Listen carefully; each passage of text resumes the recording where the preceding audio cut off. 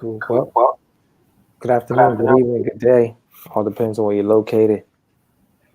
Here, we're back with another one. The USFL presents the Owner's Box with the host, myself, Gates, co-host Ty. Welcome to the show, good brother. Yo. I think we call this episode Pay to Play. There's been a lot of major moves been made, especially after the Wild Cowboy offseason. We have the big, couple of big contracts. I feel like a lot of that stuff has transferred over to this season. How you feel about the contracts and stuff? I mean, I seen you signed a couple guys yourself. I mean,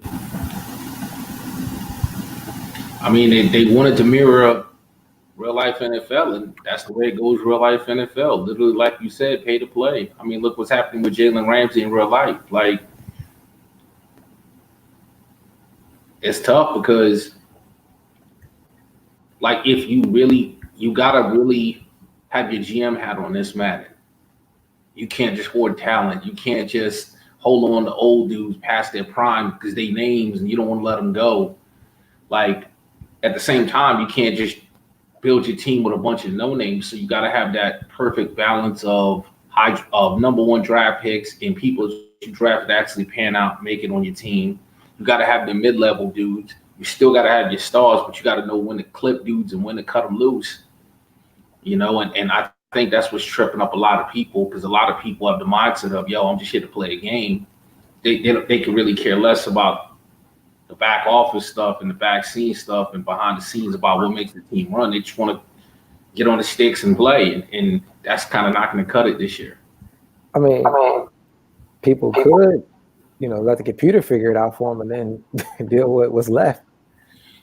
You know what, though? Yeah, I can't go that route myself. I can't either. I can't do it. I mean, think about it, like when you don't cut your roster down to 53 and the computer decides who they're going to cut. Yeah, and they do that based on overall, not based on like attributes. They do it based on like overall too. So sometimes they don't even do that. Remember last year with Jags when the Cypher Squad was Jags and they cut Andrew Norwell, who was one of the most highest rated offensive players in the game on the line. Just cut his shit. Yeah, that's true. For the wrong reason.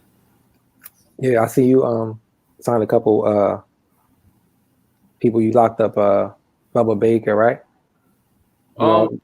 I made some moves and I locked some people up. I mean, in the offseason, I signed Yannick Ngakoue to anchor the left side of my line. Swung a deal with Boone to bring Leonard Floyd from the Bears over.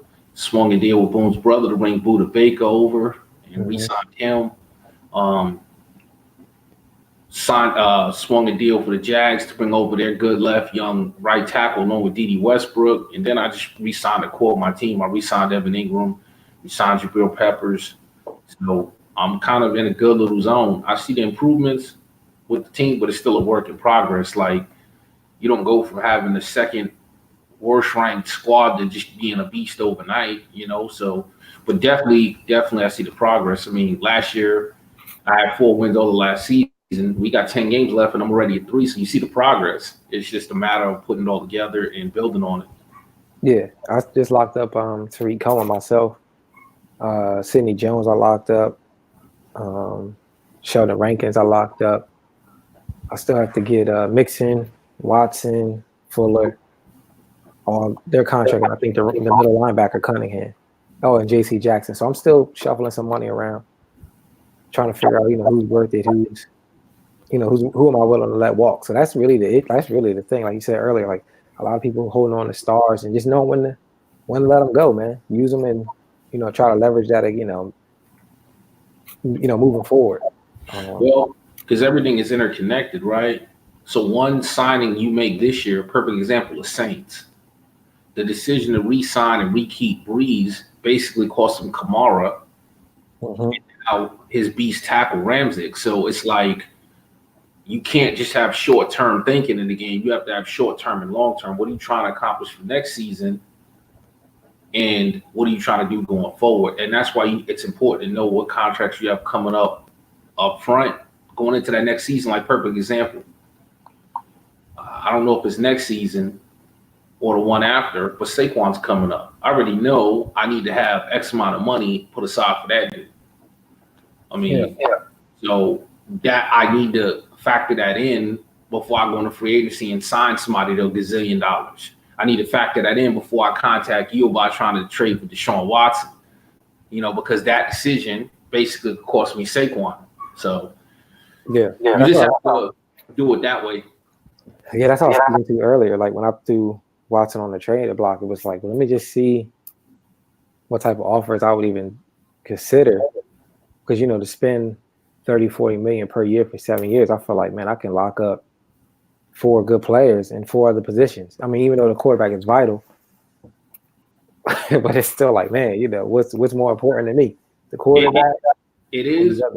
But see, there's certain people, and you're one of them, and I'm one of them. I've always felt this way about me, and I really honestly feel this way about you. You're as good as your quarterback. It doesn't mean you don't scheme good and you don't call a good game. Of course you do. Yeah. But when you don't have that trigger man, it's not the same. Like when you do have it, whereas like with a Don Joe or a Dre, the quarterback could be Sam Sausage Head. It's irrelevant to them. They're going to pound the rock. Like Don Joe's going to take a 63 overall Larry Rose and get him there. Dre's going to take whatever running backs he has, and he's going to make that work, and then he's going to play an underneath game. But guys like you and me that like to sling it, that's where it's difficult because you kind of need that trigger man. Yeah, I agree. Drew just commented and said the QBs is very, very important. Yeah, exactly. He's without Kyler right now. You know what I'm saying? Now, when that happens, right? Let's say I don't lock up Watson and I let him go, or how Drew does lose Murray. I mean, we have to be able to adjust our scheme based on that. Would you agree? Like for example, like if Watson goes down, let's say I lock him up and he gets hurt for the season because I've run and get hurt, and then I got Teddy Bridgewater as my backup. I already know Bridgewater is a third of what Watson is. It's like I have to now adjust my scheme on that. I mean, you have to. You have to. I think it's scheme and personnel dependent. You definitely have to. At the same time, you can't go from playing one way for an entire month and a half and then all of a sudden say, I'm going to totally change the way I'm playing and play this way. Because if you think about it, you built your team, or Drew's built his team with the way you want to play in mind. Mm-hmm. So because one man goes down, you almost have to adjust your scheme, but you almost kind of have to have a man up mentality too. Like, look at you. If you didn't have Watson, would you had really went all out to maybe hold on and build around him with Hopkins and Fuller? Like, you might have went a different way with that. Like, because what good is this if the quarterback can't get the ball out there? So maybe you trade them pieces earlier in the season, you get something else. So you have to adjust your scheme, but it's tough because this ain't the first season now. Now it's season 2. So most people have had a season and a half to start assembling a team built around the way they want to play. Yeah, so basically you're saying like that decision needed to be made last year, like. Well, yeah, right. Like back to what we said about the Saints, right? See, like that's the other thing too, right? You have to be real honest with yourself about who you are and what your team is at this point in time. Like something you said, I want to say last show. You can go all in. You can put all your chips to the center. You can spend all this money. You can acquire all this talent because you feel like where you're at personally with your scheme and with your team, you're built to win a Super Bowl right now. So the gamble is, I'm doing all of this based off, I think I can bring the hardware home now. I was a half away from being a Super Bowl champ, is your mindset. Whereas if you're me, listen, you could have a great scheme and all of that, but I don't know that I got the horses yet to win that race. So it's like, I need to make decisions that's mindful of building as opposed to I'm trying to go all in right here, right now, because I'm not prepared to go all in right now. I'm not built to go all in right now, but I can't spend money like that. You get what I'm saying? Yeah, for sure. That's what I think that's what we talked about with the Saints when he asked that question about signing Drew Brees. Like, you signing him, franchise tagging him for that $30 million. Basically, you put all your chips in right now. Right. So, and that's where the GM in part, think about it. That's how it is in the real NFL. Mm-hmm. There are a ton of teams, not only in the NFL, you see it in the NBA, and they would love to hold on to certain people, but they got to make that tough decision and go, yo, we've got a fish right now, cut bait. Like, I'd love to hold on to this person, but I gotta let him roll. You know, you see it all the time.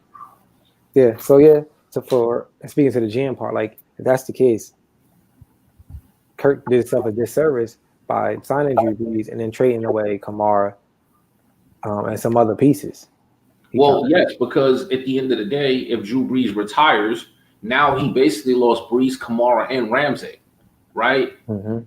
But in his defense, he made that decision in season one, like maybe a few games into a brand new game when none of us really knew how the cap and everything was going to roll out. So it wasn't.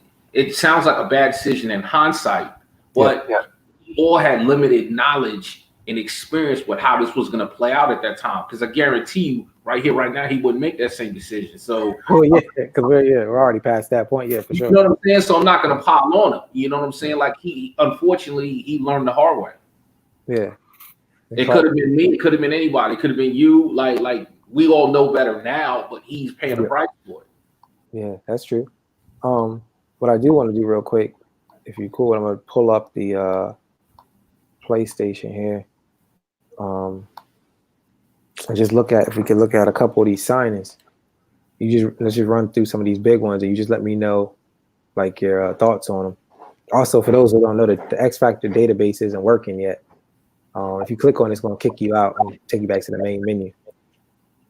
You know, that's what I want to talk about right there. Obviously, after this, the patch. Okay. I read into a lot of it, and it's some real interesting stuff from a franchise standpoint. Okay, we can do that. That's like I said, here's a couple signings that I made. Doc made some moves. You see, the Browns did lock up Myles Garrett. Yeah. But nothing major here. Me signing Sidney Jones. Let me do the re-signs here. There was one. This right here. What do you think of this Chris Harris Jr. 1 year, $15 million? Him being older, is that one of these walk away situations, or You know what? Without knowing what Doc's cap looks like, it's hard to say, right? Because it might seem like a lot, but what if he has 80 million?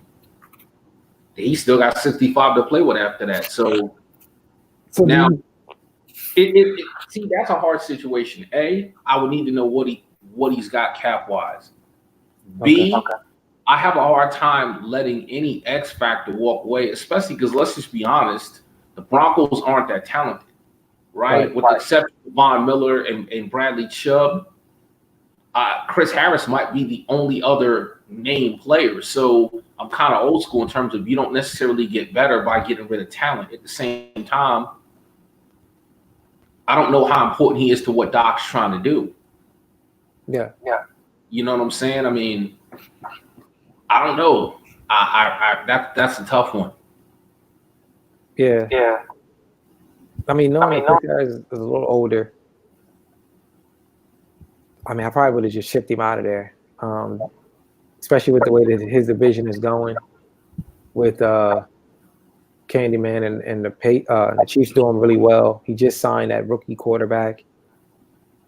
He had a terrible. It wasn't his fault. It was due to real life contracts. He had a terrible cap last season. I think he had an opportunity to free up this cap this season. I think in my opinion, it would be the year to rebuild and let a lot of these big name old guys roll. I agree with that. Yeah. So for him to sign Chris Harris for $15 million, I mean, we can't speak for him, but it would be interesting to see what was his thought process in that, in making that decision. Well, let's go back to what we said, right? About being honest with yourself. If your mindset and feeling is that you feel you can win that division or at least compete for it against Canyon Chiefs, yeah, maybe you re-sign Chris Harris. If you don't realistically feel that you can compete in that division, what are you holding on to him for? Right. Just because it's an X factor, is it enough? Well, here's the other thing, right? I don't know about everybody else, but for myself personally, and I've always done this in Madden, I build my team to basically compete within my division. Do you really need Chris Harris to play the Chargers? You're going to see a healthy dose of Melvin Gordon. He really can stretch the field. And even the guys that he have that can stretch the field, Keenan Allen's of the world, great receiver. He ain't exactly tearing the top off of anything. So do you necessarily need Chris Harris? No, not against the Chargers. No. You know what I'm saying? The Chiefs likes to run, but Chiefs also has a really nice passing scheme. But I don't know. Chris Harris is a great corner. Is he staying with Tyreek Hill? Nobody stays with Tyreek Hill. You just put safeties back there and hope for the best. Right. So my point being, if he can't stay with Hill and you don't need him against the Chargers and you're building your team to play within your division, what's the rationale behind the signing? Yeah, I agree. I agree. That's why when I seen it pop up on my screen when I was going through, I was like, man, that's a tough decision that he made. We see the Kennedy locked up the right tackle that the Saints traded him, and he also locked up Keenan Allen. Here's another one, right? Right guard, 1 year, $9 million. So we're talking about almost $25 million between two players on 1 year deals. See, the other thing is the tackle on a 1 year deal. The right guard. This right guard right here. Yeah, 1 year, 8.9 mil. I don't get the 1 year deal. I get the 1 year deal if you're close and you don't want to spend big money on a player, but you feel you could compete right here, right now. So maybe you hedge your bet on, hey, man, this guy might get me over the top. If you're not going to compete right now, what's the incentive to sign a dude for 1 year? Yeah. If he's old, so your fear is you don't want to be tied in them for 3 or 4 years, then maybe we think the signing period. Yeah, that's what I'm saying. Like, with these players that Doc has, they're obviously still some solid game in them. I feel like I would have just got rid of them and got some young talent to build around my young quarterback, and they all grow together. If I was the GM of this team, Ravens locked up their left tackle. I think this was a great deal. Leonard Fournette, 5 years, $25 million. 5 years. What? Say it again. You said you thought it was a good deal or no? Yeah, 5 years, $25 million because you figure Kamara signed to the Bears for $47 million. I just locked up Tariq Cohen for $35 million, and he got Fournette for $10 million less than me, and almost 20 less than the Bears. That's a great deal, in my opinion. I agree. And Fournette's underrated to me. Like, he's a beast. I played with Jacksonville and UG, you guys know, and Fournette's always been a bell cow for me. He's a beast. Yeah. Raiders made a move, a 1 year, $3 million deal. We're still trying to figure out what the Raiders are doing there. How do you feel about this Jamal Adams 7 year, 101 deal? And what I mean by that is that makes him the highest strong safety in the league. I don't know about it in terms of, do I think it was a good move by Cletus? Do I think Jamal Adams was worth it? What are you asking? I feel like Jamal Adams is worth resigning for sure. $101 million is a lot, makes it a lot more than what people, at his position to get. Almost like how that Byron Jones gap is here, that salary, Byron Jones here, and like the next closest person is like here. That Jamal Adams is almost that type of deal. I understand Cletus has to resign him. And I know, we weren't behind the other screen and re-signing the player, but I personally feel that's a lot of money for him. I mean, I don't have an issue with it, because you can actually argue that Adams might be the best safety in the game. If he's not, he's in the conversation. That's number one. Number two, he's young. Number three, like, understand the way he plays the game. Whenever you play Cletus, I mean, most of his hit sticks come from Adams. Most of his picks and a user come from Adams. He drops that safety now in the box, and that's a key component to how he plays the game. So it kind of goes back to what I said about you and Deshaun Watson. Yes, a lot of money to tie up in Watson, but it allows you to play the way you want to play. So I think it's important for you, even though it's a lot of money. I kind of see that same way for Jamal Adams. Jamal Adams is the quarterback, is his defense, and it allows him to play a certain way, and he's young enough, and he's got the skill set to kind of justify. So I don't have an issue with it. Yeah, I feel like Cletus, no doubt, you resign him regardless. I was just wondering, is there a better way to get him cheaper, if at all possible? Because if you go too cheap, then he's like, yo, I'm out. It's like, yo, you forget the game, I'm out. you're right. And like for me, honestly, it's like when Saquon comes up. I'm not gonna try to play games with that dude. I'm not gonna try to lowball him. Like he's a big component to what I want to do. I want to say second or third in the league in rushing. No, I'm not gonna play with that dude. I'm gonna give him his money. I'm gonna give him a little bit more than what he asked for to ensure he signs. Like I don't want to take the chance to save a few thousand. Now I got to scramble in free agency to compete against everybody. That's for my own guy. Yeah. Colts locked up some guys. Their guys. Chargers locked up Desmond King. Patriots made some moves here. T.Y. Hilton's, 4 years to Colts. T.Y. Hilton is what? Late 20s? This puts him at 32, 33, this deal? How do you feel about it? Letting walk or, that's a good deal by the Colts? It's hard because I don't think set the tone's found his groove yet. I'm not sure how he wants to play. Wide receivers ain't super important to set the tone. Like at the end of the day, like he's another one that he really wants to set the tone, no pun intended, with the run. And he runs these weird crossing plays, these post-shot plays to where it's like, I don't know that you necessarily need T.Y. Hilton for that. Again, some of these decisions boil down to if he has the cap, why not re-sign the dude? So it's kind of hard sometimes to really understand what's going on in somebody's mind because you don't know what they're trying to do. You don't know what money they have available. I don't know. I mean, he was never a burner out the gate. Those guys I'm really leery of because the dudes like that aren't burners out the gate, those are the dudes that when they hit 30, 31, they start dropping down in that 86 and 87 speed range. Now you can't drop them dudes because the cap hit is monstrous, but you really can't start a wide receiver that's running at 87 speed. So now you got a situational player. So in that regard, like for me, honestly, I might have had to let Hilton ride. Yeah, me too. And we don't know yet if older guys are. You remember how in the one Madden where like when they got to 30, their speed didn't drop down because they were past the 90 threshold? No, I do know. I said what I said for a reason, and the reason I know is because I'm dealing with it with Golden Tate. The Giants signed him to that real life big ass contract, and initially in season 1 he was a 90 speed. Right now he's down to 88, 87 after just one season. Then he got a roll. T.Y. got a roll. But see now I'm in that situation that I'm saying the tone might be in because now this dude's got a monster cap hit, but he's not even.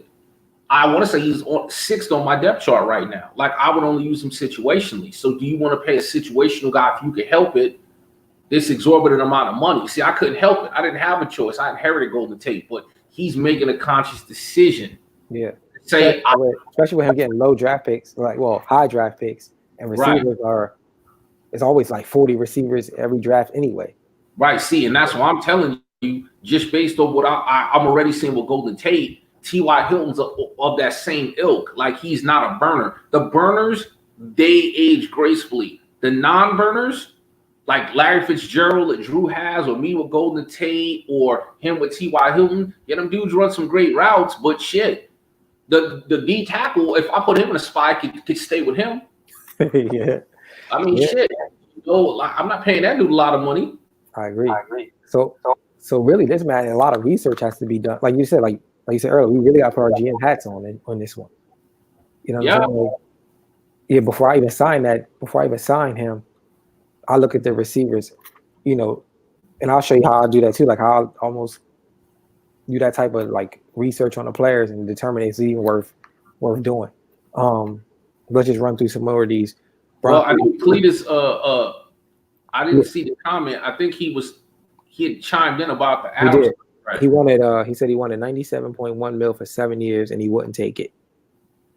Yeah, see, that's what I said.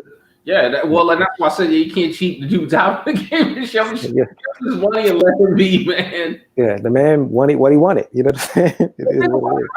If you was willing to sign him at $97 million, you want the dude. Yeah. Does that really matter at that point? Nah, $101 million don't matter. You know what I'm saying? From 97 to 101. Yeah. Soon as you submit the first offer at $97 million, you already made your mind up. You committed. You want to weigh the risk and reward. He's key to what you're doing. Give him the 3 or 4 extra million and move on, man. Yeah. Now here's another decision, right? again, what is Doc's decision? Is he all in? Does he see something in his team that, it's his team ultimately, but he, signed Jared McCoy 1 year, $8 million. So now we're talking about almost $32 million and 3 players on one deal, in a 1 year deal. I don't get it. He did lock up his running back, 5 year, $42 million. I think that was a great sign. And let's get to the meat, the real one, the real deal here. 7 years, $278. But if you look at the salary with the cap and everything, it's $284. So total $284. Mahomes. I already know you have to sign him. If you're the Chiefs, you have to sign him. That's just a lot of money, man. I mean, it's going to be interesting to see how he moves forward, because this right now, I think he's like at $400,000 in the cap for this year, and it'd be interesting to see how much more of what he can do, next year and the year after that. Your thoughts on that, on this deal?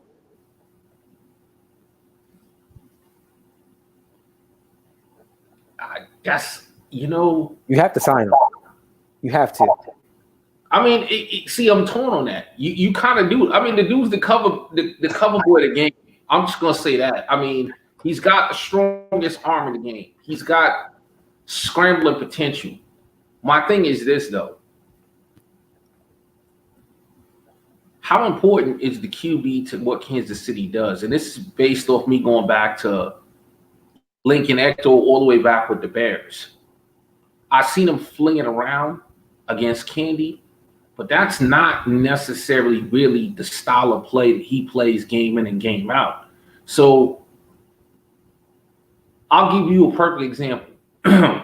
You're not a running guy. You've been acquiring some running backs, but it's not necessarily really your forte. So who do you think is the best running back on the game? Anybody you want. Who do you think it is? If we had like a fantasy draft and I pick my running back, probably go Zeke or Gurley. Okay, so say you go Zeke, right? Let's say Zeke. And let's say for some crazy weird-ass reason, he came off a re-signing. Well, they signed him, $87 million. Well, no. I want to go with the Zeke example. Okay. Say he wanted 6 years, $140 million. Would you do it? And with the style that I'm playing right now? Well, just period. Factor in whatever you want to factor in. But I guess here's the point I'm trying to make. Yeah, it's Ezekiel Elliott. Yeah, he's a monster. But for me, on the outside looking and knowing how you play, I could trade him. I'll trade him and get some better. Right. You pass to set up the run. Yeah. You're not 3 yards in the cloud of dust. You're not running the ball 25 times. Yeah. So to pay him that amount of money just to be a really high-priced diversion that you're going to try to run an inside zone sneak from time to time to soften people up with, it's not necessarily worth it for you. Whereas, let's say for Boone, it's worth it. Yeah. For Dre, it's worth it. They want to run first. So going back to Mahomes, I really like the way Chiefs plays. And Mahomes is a beast. But I don't know that it's necessary for him to be good. And then at what cost? It cost him Tyreek Hill. He was trying to get to Sammy Watkins earlier. What are you going to have around him? Can Mahomes elevate generic, regular base, bottom of the line, bottom of the middle receivers? What good is having a bazooka arm if you don't got the 97 speed dude on the outside to throw it to no more? Yeah. So I don't know. I'm not doubting it. I'm just saying I would really have to. I see it both ways, but I'm not doubting the decision. Yeah. If you're not going to make Tyreek Hill the number one in your offense, because they go tandem, right? To have the bazooka, like Tyreek's hit 99 speed, allows that bazooka to in tandem, because now I can just chuck it up and throw it, right? I can throw it 15 yards ahead of him, and he's the only person in the game with 99 speed who can go catch it. But if that's not my number one option, that makes it tough. But then if let's play it out. Let me give you something to think about. If we don't resign him or we don't, what is the move? See, but hold on. Well, I'm going there. Let me ask you this. Put your Madden Coach Gates hat on right now. You're in the AFC Championship. It's the Texans against the Chiefs. Who are you game planning for? Who are you more afraid of? Who do you need to neutralize more? Patrick Mahomes or Tyreek Hill? You got to go home. See, to me, I disagree. It's Hill. Because, and I'm going to tell you why. You could possibly come up with a defensive scheme. I'm not saying to stop Mahomes, but slow him down and not let that dude kill you. Nothing you do, no person you have on your team, nothing you do can stop Hill on that fly route. Nothing. I'll take my chances on that because then I just send heavy blitz and he just got to chuck it. And if I got to drop back 20 with my user, that's the chess match, right? See, but that's what I'm saying. So it goes back to the tandem thing. Like, I feel in Hill, you have an advantage that nobody else has in the game because nobody has any corner that can stay with that dude. The best corners in the game, the Jalen Ramseys, the Patrick Petersons, the Marshawn Lattimores, the what's his name, the Xavier Howards, they cannot stay with that dude. Correct. So you're going to wind up pulling a tie and getting some fast, no-name generic dude with 50 awareness and putting him out there and hoping he can do something. And you know how that's going to go. So on one end, you have a glitch in the game in Hill. So do you get rid of that glitch? Now, granted, don't get me wrong, Mahomes is a monster. This is nothing negative about Mahomes. I can see the decision either way. It's just like something. And then it's funny because I reached out to the Chiefs like, look, I got the cap. I don't know how your cap is working, but I got the cap. I'll send you Watson in my first. Send me Mahomes, and I'll deal with his financial problems. He was like, yo, the only way he goes to Houston if somebody kidnaps his girlfriend in real life. And we laughed, right?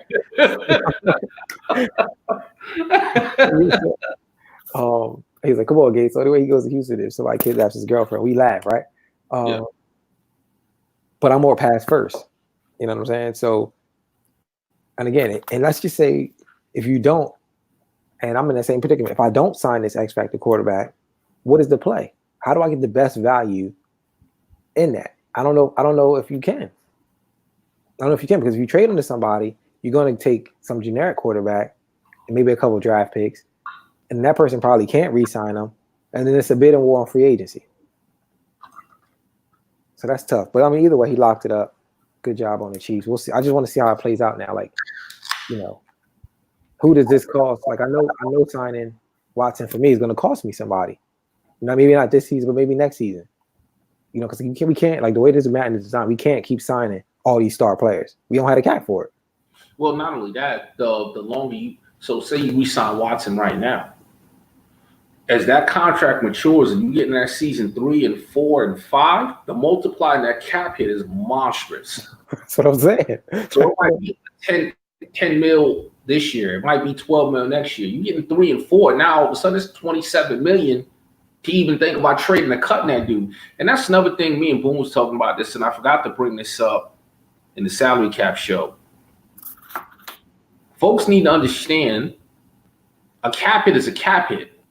So, like, Alex Smith, for example, the Truck's trying to trade. If Truck gets somebody for Alex Smith, he's still eating a cap hit.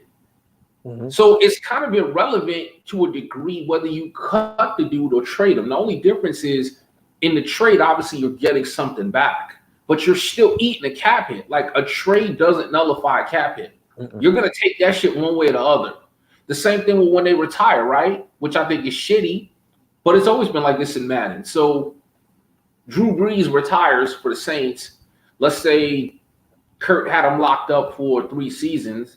He retires.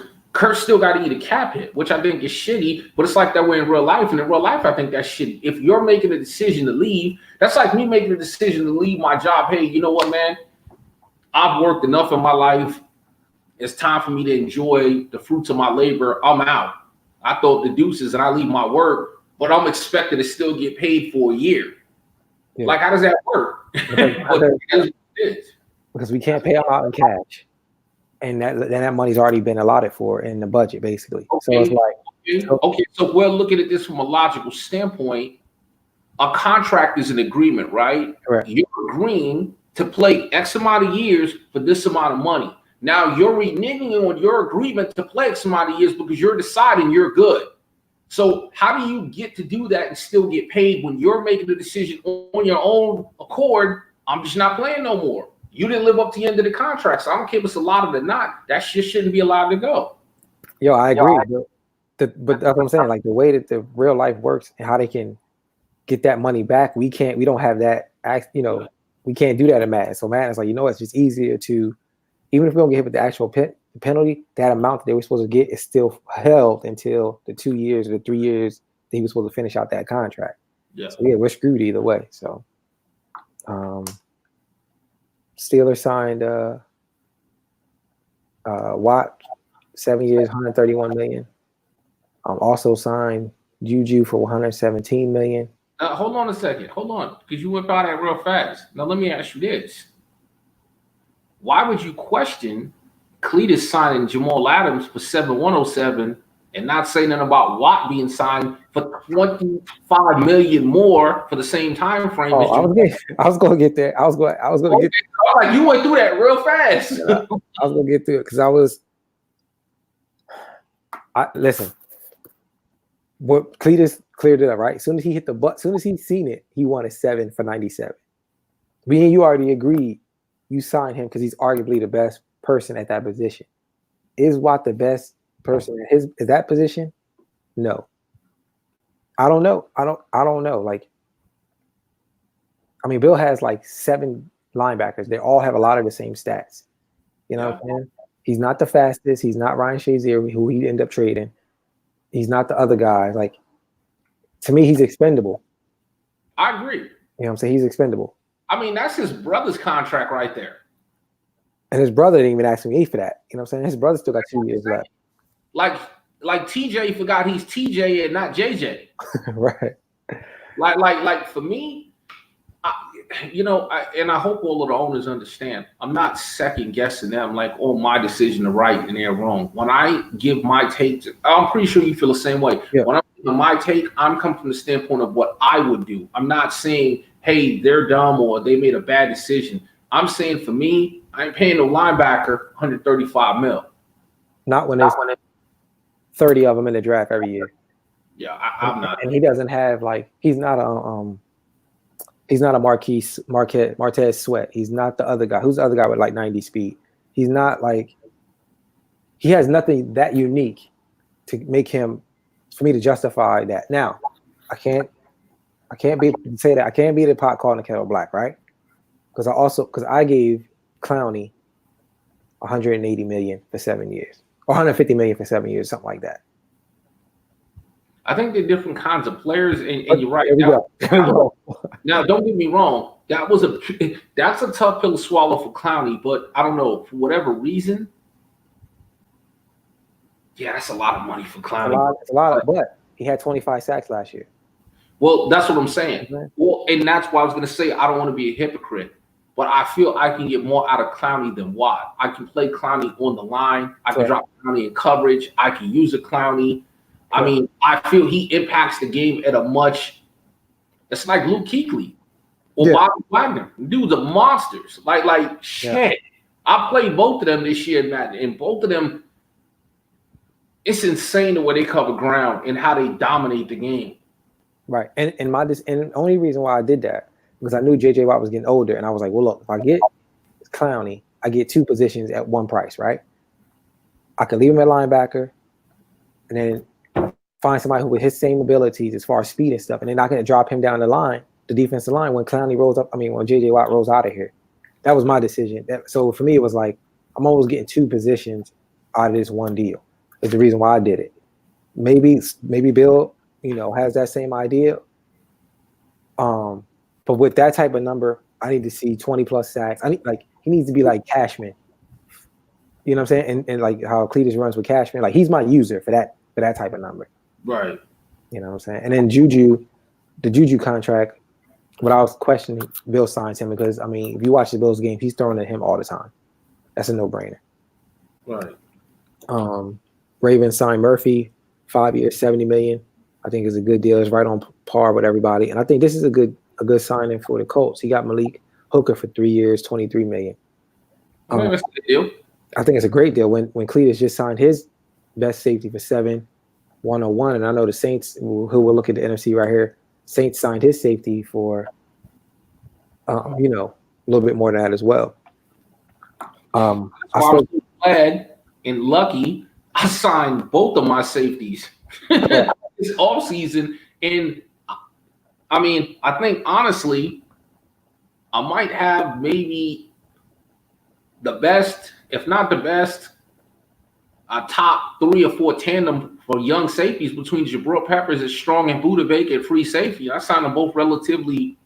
Yeah, you got to steal. Yeah. You got to steal. I was trying to get Baker. I actually had it. Me and him had a deal like right there, but I couldn't take on no more contracts. Like I couldn't. I got too many contracts now. I can't take on another one. So it was good to see, him go to the NFC and not the AFC. You know what I'm saying? So that was a good move. Let's talk about this one right here, because you know how I feel about, Boone's my guy. Unfortunately, Trubisky's not. You know what I'm saying? Like I always felt like Trubisky's not the guy. But Boone locked him up 5 years, 107, and I know why, because I spoke to Boone. He said because he couldn't afford to do anything else, and he felt like he got Trubisky at a deal with knowing that everybody's signing these quarterbacks almost $200 million. And he's more of a run first guy anyway. So let me know your thoughts on this Trubisky signing. If you think about it, we've actually talked on this every show because I disagree with your take on Trubisky not being the guy. I don't think Trubisky right now at this moment is ready to lead the MVP charge. Oh, for real. But I think if Boone continues to keep winning his games and developing him, I think he's on to something. First of all, in the draft I seen last year and this year, quarterbacks aren't plentiful to draft. Free agency, they ain't shit out there. So the only way you have a shot at getting a quarterback is taking on a monster contract like a Watson, or when Rams was dangling Goff out there, or Dak. You have to hope somebody has one of these guys that they can't re-sign. But you can't bank your season on that. And if there's no QBs in the draft, and if there's none in free agency, what should he do? Yeah, you have to sign him. I mean, we looked at his stats, and I agree. Like after looking at his stats and knowing that, I agree. My only issue I have with Trubisky is the same issue, and not to knock on your quarterback, is Daniel Jones. It's just I don't know what I'm like.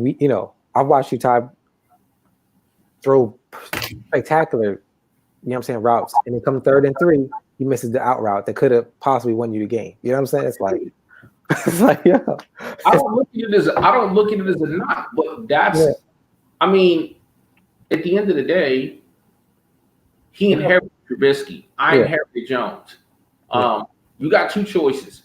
You either have to decide right away he's not your guy and either try to draft or trade for your guy, or you have to commit to him and start building him.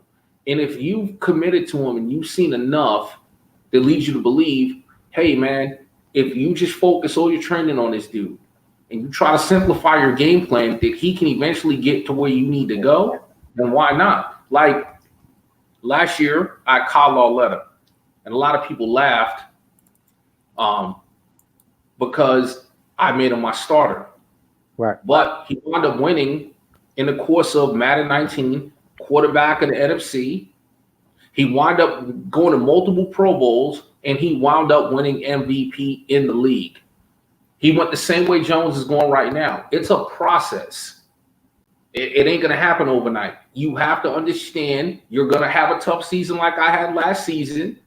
You're going to have some bumps in the road. You're going to have some high pick games. You're going to throw some bad picks at the wrong time. But that's what it takes to develop a dude. Yeah. So we just got bring this man in, the Super Bowl champion. He has a ring in Madden, has a ring in real life. Congratulations, just got engaged. Appreciate it. Hold on. Before I get into, I already congratulated him. I'm still salty about something. Man, your girl let you be on the game now? Because you killed my trade, bro. You know what I'm talking about. Yeah. Oh, I was gone by then. And then I came back and you weren't even there. I was like, was like, Ty. I was drafted. I was literally drafted at the moment. If I would have jumped out and accepted the trade, I'd have lost my first round pick. I was like, all you gotta do is accept. 2 seconds. Right, but I had like 40 seconds on the clock that I had to work with. By the time I'd have got out, I'm like, it is what it is, man. Well, good. How you doing, man? Yeah, I'm doing good, man. I'm doing good. I'm assuming you guys already did the Walt Disney trip, right? I want to make sure. I'm assuming you guys already did the Walt Disney trip, already did the parade down San Francisco. We're here in year 2. Yeah, man. You know, it was a long time coming, man. I wasn't sure if I was ever going to see the day. Right. Now you played great, man. You know, I was sitting there in the Super Bowl. I was like, man, I made it before. And the next thing I was like, I'm going to actually win this thing. I was like, all right. Yeah. This your first one in USFL? It's not your first one in USFL. Yeah, this is my first one. Yeah, out of like, the 3 times I've been in the UFSL. Yeah, this is my first one. What is it? From your perspective, you know, what did it take for you to get there and then to win it? You know, give me that process. Well, the one thing I did change is like I always kind of came to the game on some nice guy stuff. I kind of came more of a like, hey, I'm just trying to win this thing today. Like, hey, I'm taking blood, whatever it is. Like, if it's fourth quarter, I'm up by 28. I'm still playing like I'm down by 21. You know, like I was kind of like shooting for blood, you know. So I didn't take let me ease off the gas, you know. Like I had to stay in that mindset. So I had a little aggression going on throughout the day, through the last couple of weeks. So, you know, I was just like, man, I'm taking out on this game too. So, but yeah, and I think a lot of it kind of felt like more on the matchups, because some people I struggle with and some people I don't. So it's kind of like some people, you know, I struggle more than others. So I also feel like kind of like how the chips fell down too. Okay, because I know you said the Rams. You felt like the Rams had your number for a second, right? Yeah. That second game, I felt kind of like there wasn't nothing I could do. Yeah. I was sitting there. I'm just like, man, Gurley's doing everything he wants, and I was like, I don't got no type of protection. I said, I hiked the ball. I'm sacked. I don't know what's going on. I said, let me hit a slant. And all the time, I'm like, said hike on his back. I'm like, all right. Yeah. Okay. Yeah, we've been. I'm gonna bring it back on the screen. We've been running through some of these signings, man. I see you. Bucks I think Bucks got a good deal with this Justin Evans. I see you signed Buckner to a 5-year, 67 million deal. Is he the biggest contract you had this year so far? I got that left tackle from Packers. That might have been the biggest one. I had to sign a lot of people this year. I was surprised I made it through a lot of them. I got Tunsil from the Dolphins, from Joe. I got Badiardi from this.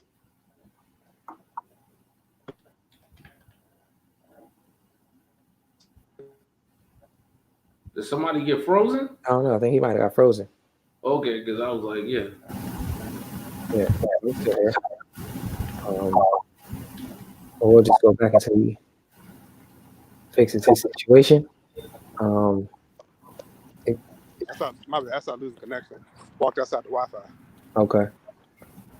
Yeah, we see you signed both the linemen, Little, and the defensive end. Say that again? I said we see that you signed both of your linemen, your defensive end and the tight end. Yeah. So those are big names I made sure I had to sign. I still have I pretty much I said I'm gonna sign the people I want, whoever I can't.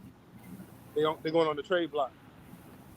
Yeah, and that's what Ty and myself were talking about pretty much this whole episode, like knowing when to cut your ties with these players, even when they're at their prime or whatever. Like I know you let Tarp go, you know, a couple other people go. Yeah, because I had some good safeties already.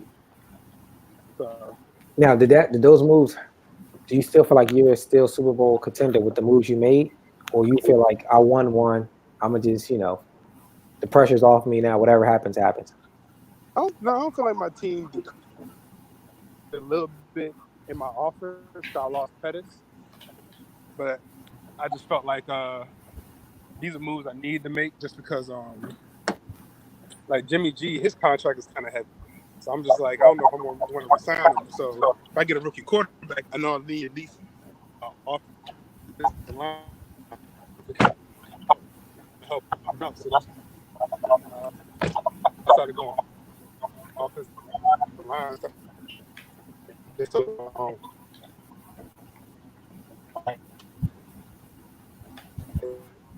Ty, you there? I'm there. That's great. Technical difficulties. All right.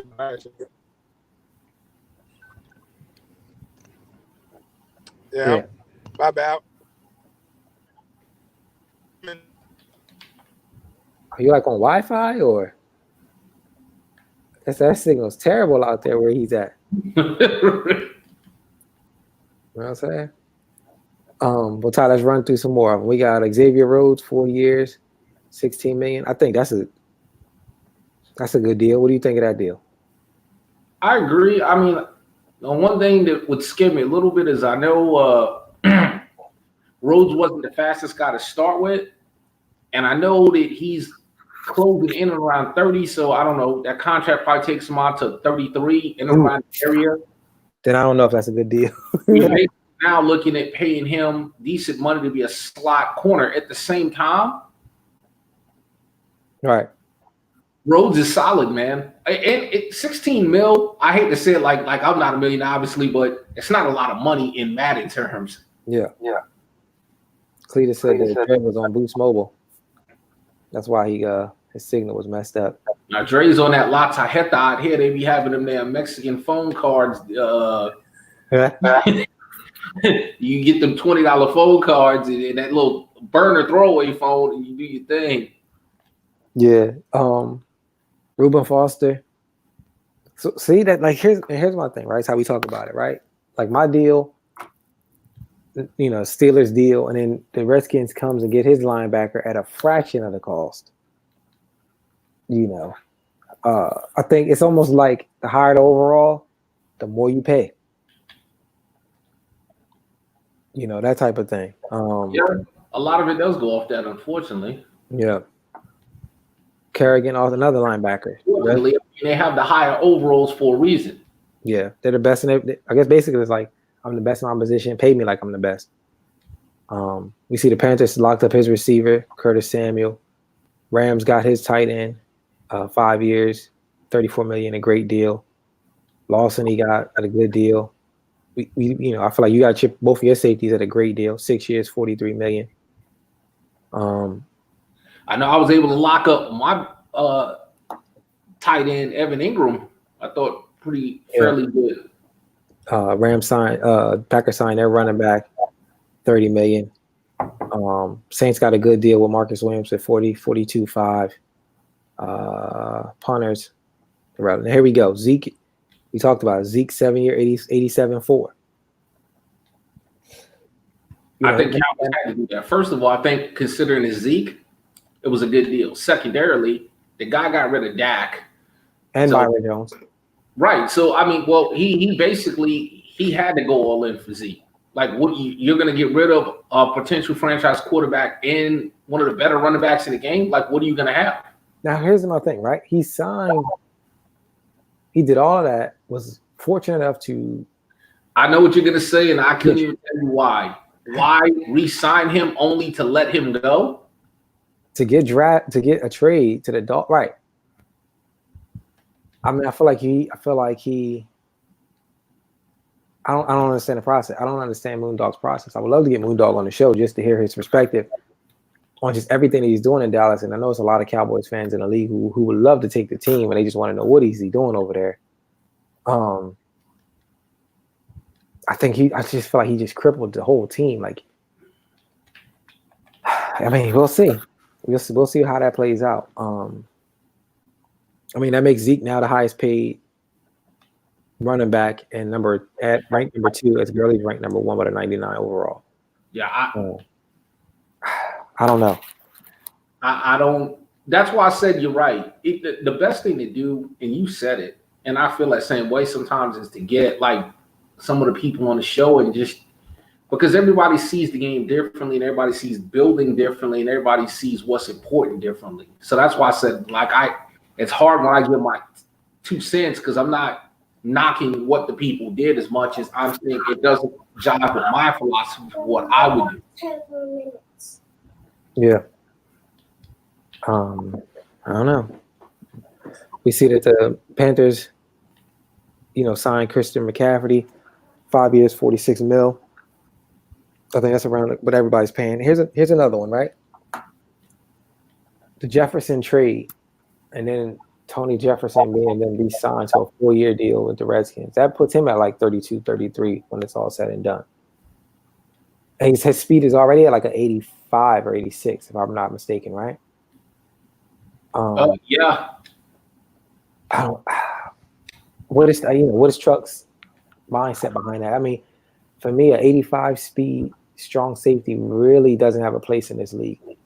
I'll say this though. Not as a starter. Like I can't make that work. But he doesn't play with safeties in the box, and he rarely presses unless he's going to run a pinch buck. So you can get along with it. Now, I don't understand necessarily the nature of the length of the contract, but all right, we're talking about 7 years, $7 million a year for a guy who's going to decrease in the next 2 years. Like, he's going to decrease. He's not going to get better. He's not going to get a dev upgrade. I just don't know. Me personally, I think I'll let him walk. I see you got the Westbrook deal done, 4 years, $32 million. Yeah, solid deal. Had to do that. Josh Johnson, the Cardinals, got that deal done. Bears re-signed Eddie Jackson, I think, at a good number. We talked about the Kamara deal. 7 years, 105, Lattimore deal. Kurt had to do it? Or just one of the ones you young beast, man. I mean, he's arguably number 2 overall, I think, in rating. He's over at number 2 cornerback behind Ramsey. I don't know if he's number 2 now. I know last year he was there. I think he got a little bit this year because he didn't have the best year in real life, but he's still like a top flight corner. Well, they have him number 2 in our league. He's number 2 overall ranked. Oh, okay. Well, shit. But is he the cornerstone of that defense?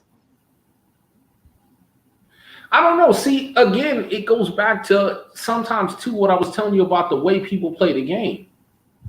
I mean, Kurt doesn't play a lot of a man. I mean, I know he's got high zone. Right. I don't know.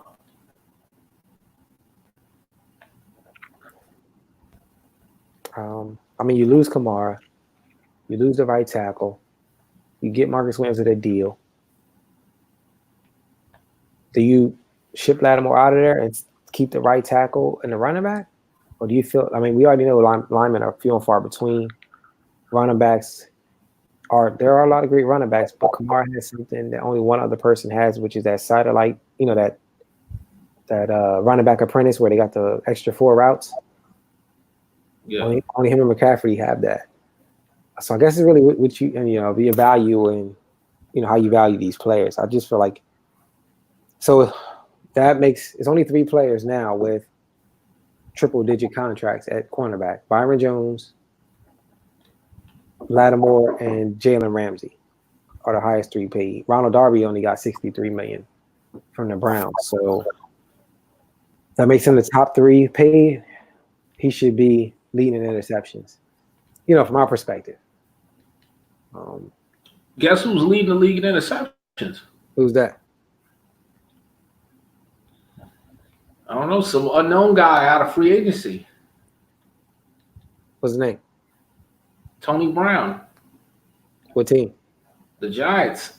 That's right. I'm dead serious, man. I got that out of free agency in the offseason, and he's leading the league in picks, and I've already got him from normal to star. I had a chance to get him to superstar dev this last game. It didn't go too well for me in Seattle with Russell Wilson. But I was just having a little fun by saying that. Yeah. I've always said I've been able to go into free agency and pick out like quality people.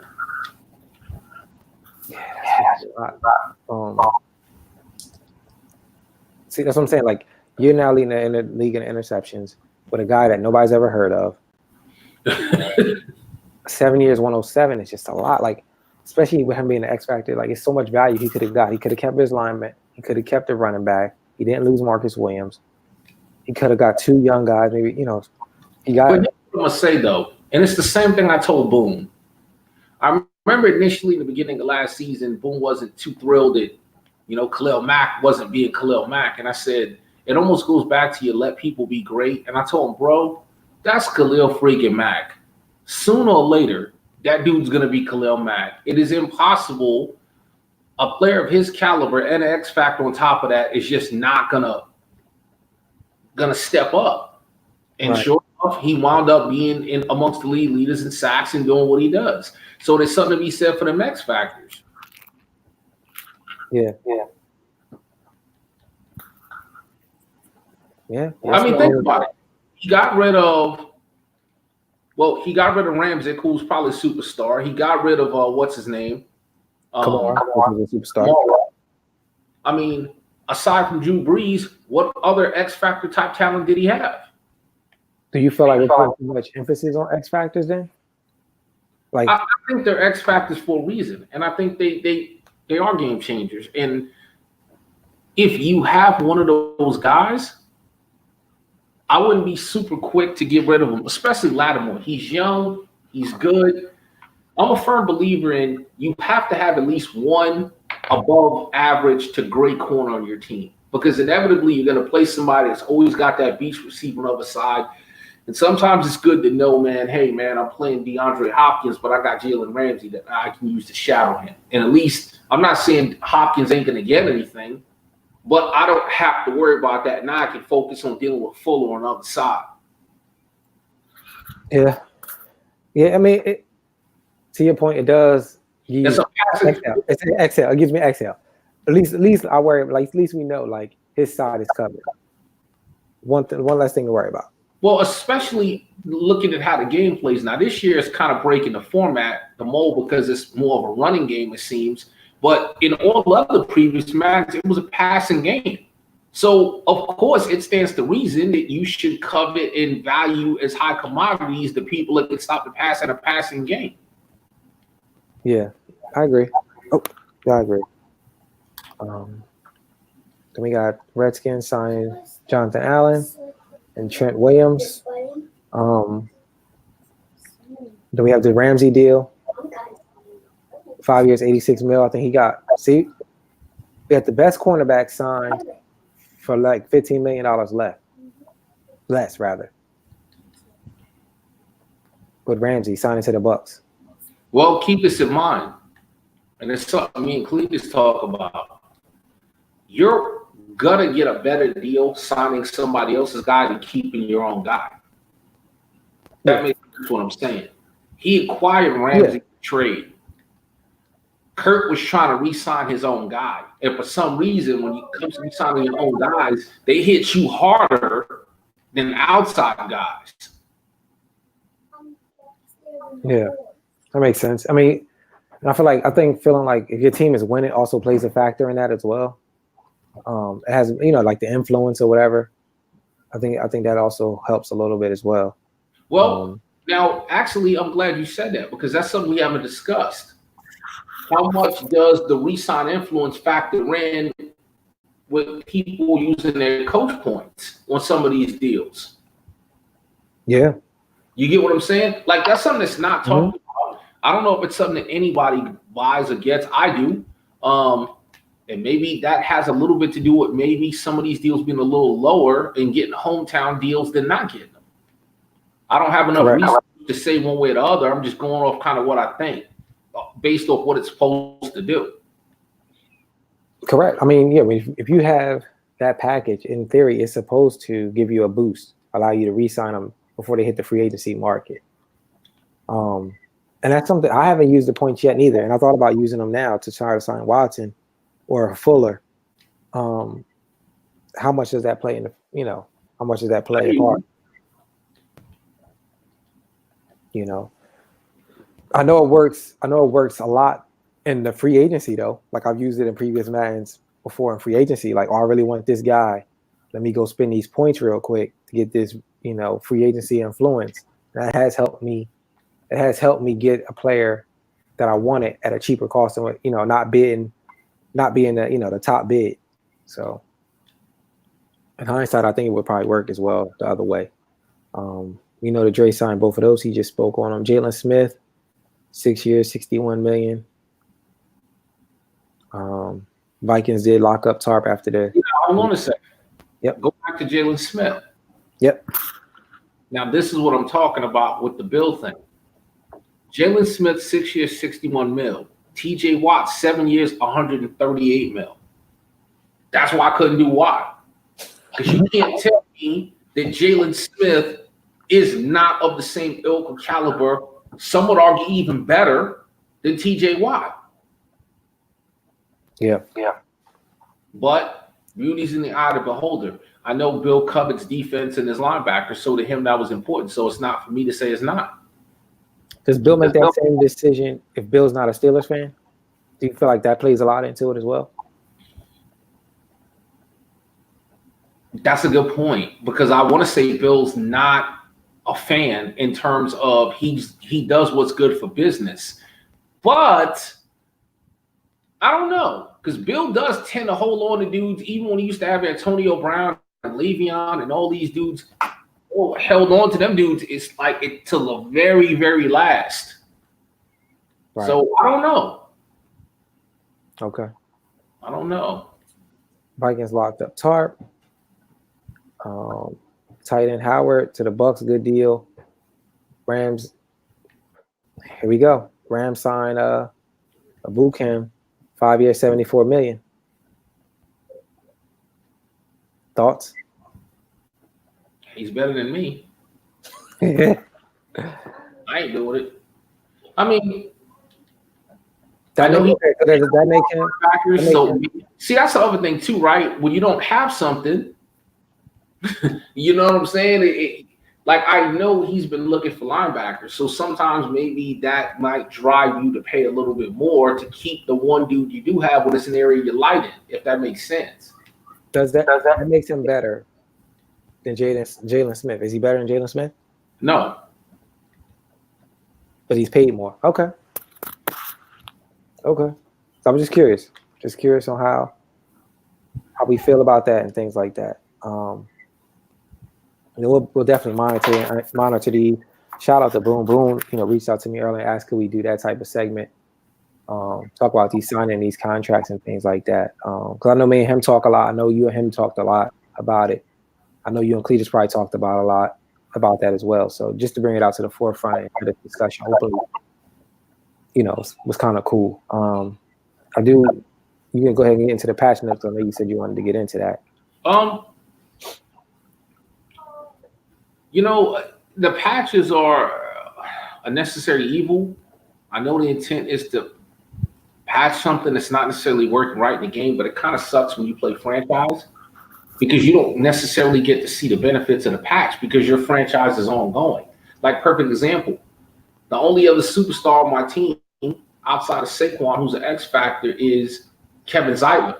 So when they had that patch 2 patches ago that enabled superstar abilities for the lineman, he's unaffected because the franchise was ongoing. So I found out by reading the patch notes some real interesting things. So one of the things they supposedly patched in franchise mode was if you have a player that has a monster game, that in and of itself, depending on how big a game he had, could trigger X factor ability. Perfect example, the guy I told you lead the league in picks, Tony Brown, for me. When I played, I forgot who I played. It wasn't Seattle because I just lost to Seattle. I played somebody right before that. Oh, Truck, the Redskins. He had 3 picks against Truck. So according to the new patch notes, that in and of itself could have triggered him automatically being upgraded to superstar with X factor abilities, as opposed to having to wait for a scenario to tell you, hey, coach, I'm ready to break out. And if you just target me this game, then I'll do this, that, and the third. So I think that's going to be pretty cool, depending on how big a game somebody has. Somebody that's nothing could be something just off the strength of a monster game. That was the biggest takeaway that I got and seen. Another one of the things that they discussed, even though they didn't patch it, was how overpowered the run is. And me and you talked about this before we went on air, like with the Mo runs. One of the things that they're aware that the run is overpowered. They didn't want to rush out a patch for it this patch because they felt like they didn't have it researched enough and they didn't know what it would affect. But they're basically stating that by the time the next patch comes out, they're looking to do something to help the defense with being able to deal with the run better than it's going now. There was something else that was. Can we talk about that real quick? Yeah. How much of it is overpowered versus people being lazy, right? I feel like the Madden community is like. So here's a couple of things, right? Real quick. You know, I think me and you spoke about it before in like a old Madden where it's like a lot of the patches sometimes hurt the franchise because they're made for mud, right? Yeah. I think that, like you said, you kind of get screwed. You get screwed because they did do that with the superstar. I think you would have like 2 or 3 superstar offensive linemen or something like that, based on 2 patches ago, which you'll never get to see. Based on that. So my question is, do we not just rush moving forward and, asking you as an admin, do we not, as soon as we get the game a week later, jump right into a franchise, or do we wait a month, then, jump into the league? Well, you asked 2 different things. How much about being lazy? I don't think it's about being lazy. I think the biggest complaint from the Madden community, not just franchise, everybody overall, is you could call and pick and play the perfect run defense. I've had it happen to me. I think everybody that's plays probably had it happen to them, where you didn't hit a dude in the backfield, and then he got hit 2 or 3 more times after that, and the dude just won't go down, and the dude winds up ripping off a 70-yard run when you played the very best defense you could play. And that's not about being lazy. And that should happen every once in the blue moon. But Zeke's sitting automatically able to stick his arm out there and destroy your entire line and run for 100 yards. No. But we know that too. We also know a patch or 2 ago, the hit stick was toned to where when you do it, guys are more able to break tackles. Now, that's a thing that they fixed in this patch. I'm glad you reminded me. So your Harrison Smiths of the world and your folks with Enforcer, not only will they hit stick you, but when they hit stick you, you ain't coming off that shit. Like, you're still gonna get like you're gonna get wrapped up and secured, and there's no spinning or breaking away from Enforcers. Now, how many people in our league have Enforcer? I don't know. I don't think there's a lot in the game, period, let alone knowing who's in the league that has it. That's what I'm saying. So the mindset is everybody's just running around hit sticking, but everybody doesn't have that ability. So it's like, you, for example, you're a Tony Brown guy. A person can't get a guy like a Tony Brown and run around hit stick all day if you don't have big hit and great tackling. Well, I agree. And that's another patch. That's another thing they fixed.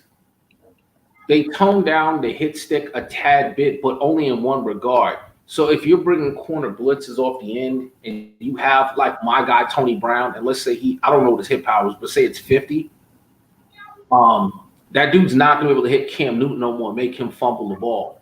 So they toned down the hit stick from people with lower ranked hit power being able to cause fumbles, which I agree with, because honestly, and I've said this out the gate, the hit stick's been overpowered now for a few matches, but this Madden, it's really on another level.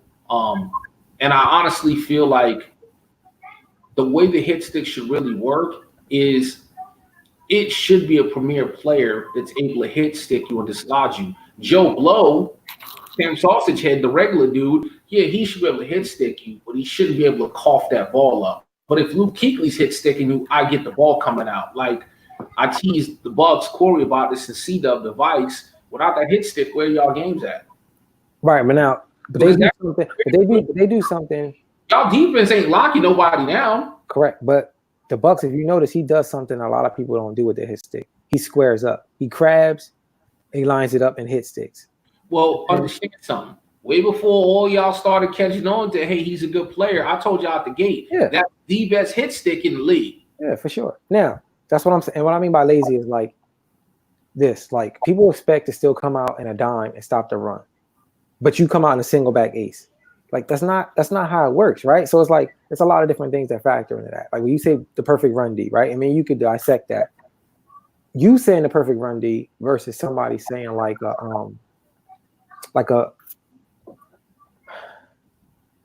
somebody who comes out and, like I said, in a quarters type D.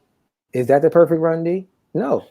Well, but this is you got 6 DBs on the field, but you come out in the power I and you show blitz. That's not perfect run D, bro. Like, you're supposed to get dominated. No. And nobody has a problem with that. Yeah. But the run is overpowered. And a lot of it has to do with the abilities. But how many? That's what I'm saying. Is it overpowered? With Melvin Gordon? No. I mean, that's Melvin Gordon. Todd Gurley? No. Hold on. Time out. Let's break all of this down, right? Because I disagree with that right there. I told you this before, literally on the last show. I'm here in California. I see a shitload of Charger games.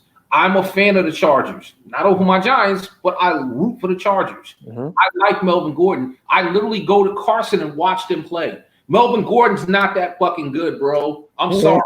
Like, he's good. He's good. He's in the top 10 of the entire NFL in running backs. He's not as good as he is with Candy, and part of that has to do with the ability of Candy's blockers on zone blocking it make it much more difficult to stop Melvin Gordon. Right. I understand that. So I don't really want to hear that's not. It is the case. It is the abilities.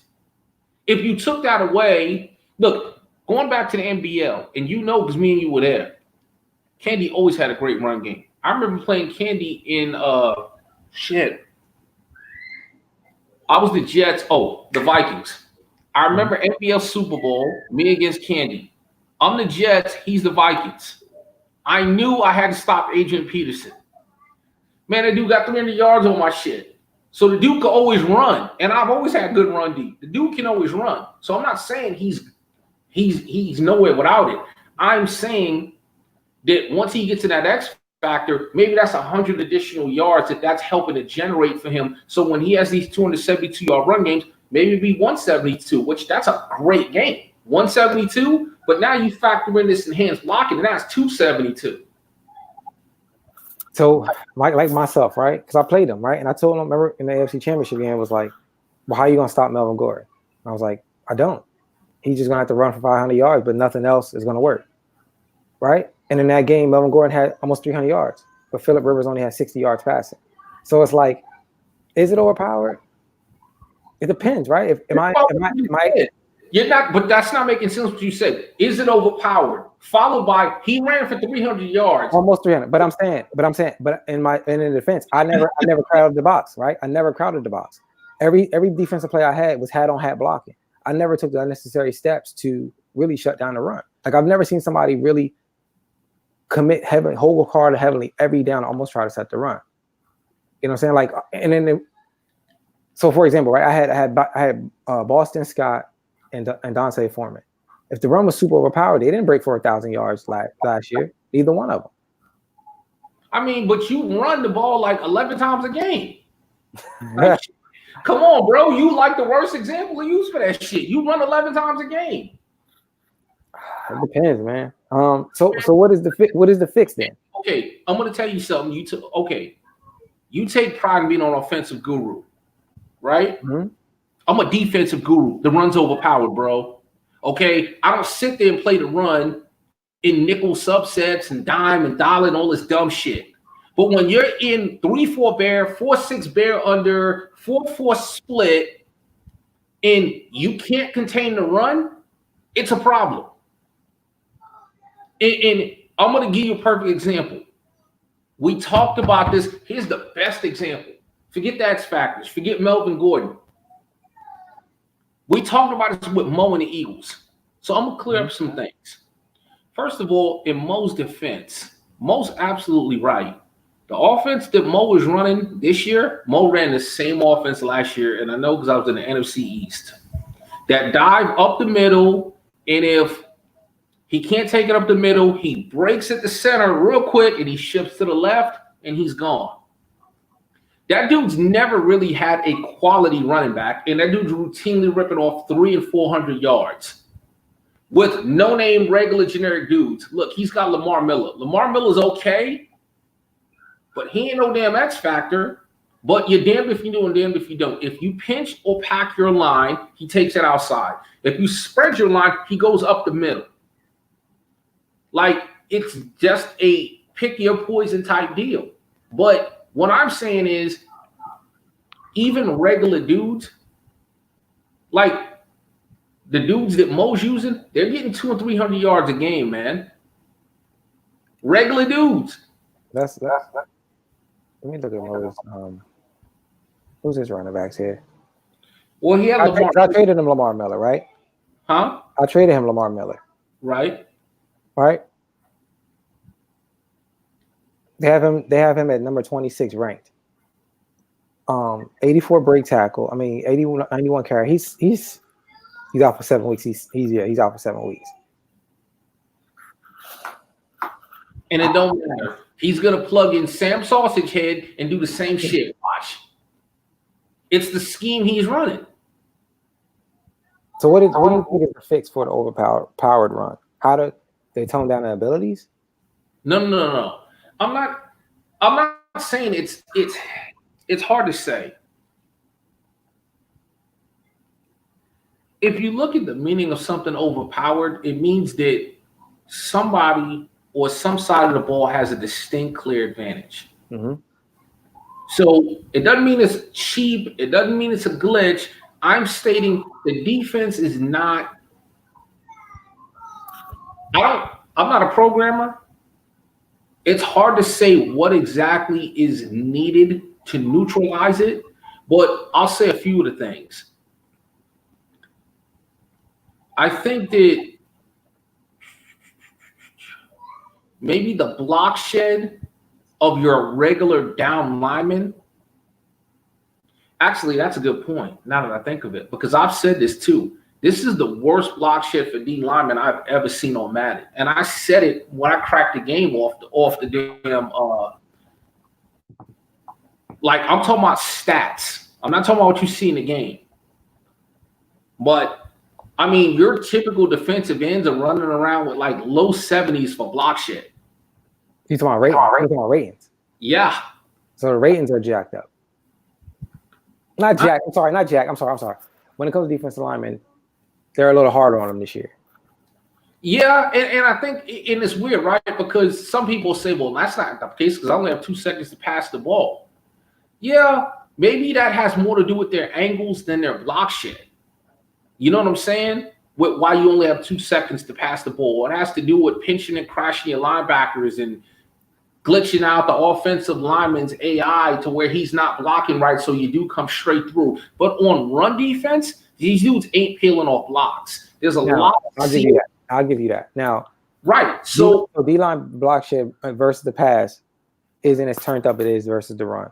And I spoke about, I think, one of the earlier shows, EA brought in real coaches and had them count, because they said you only get traditionally 4 seconds to pass the ball. And on passes, you do see a lot of faster block sheds. Mm-hmm. And maybe that's not the case on runs, unless there is an X factor guy and you run to his side. But the average Joe Blow, he doesn't get a lot of block shed. Right. So that's one. That's one thing I think that's definitely affecting it. Secondarily, not all of these dudes should be able to have dudes bounce off them 55 times. Like, it's weird, right? Sometimes you breathe on a running back and they fumble. And other times they get hit 4 and 5 times and they keep going like they're Jerome Bettis. And I'm like, I get that for your bigger power backs, but it shouldn't happen with the frequency that it happens with. Yeah.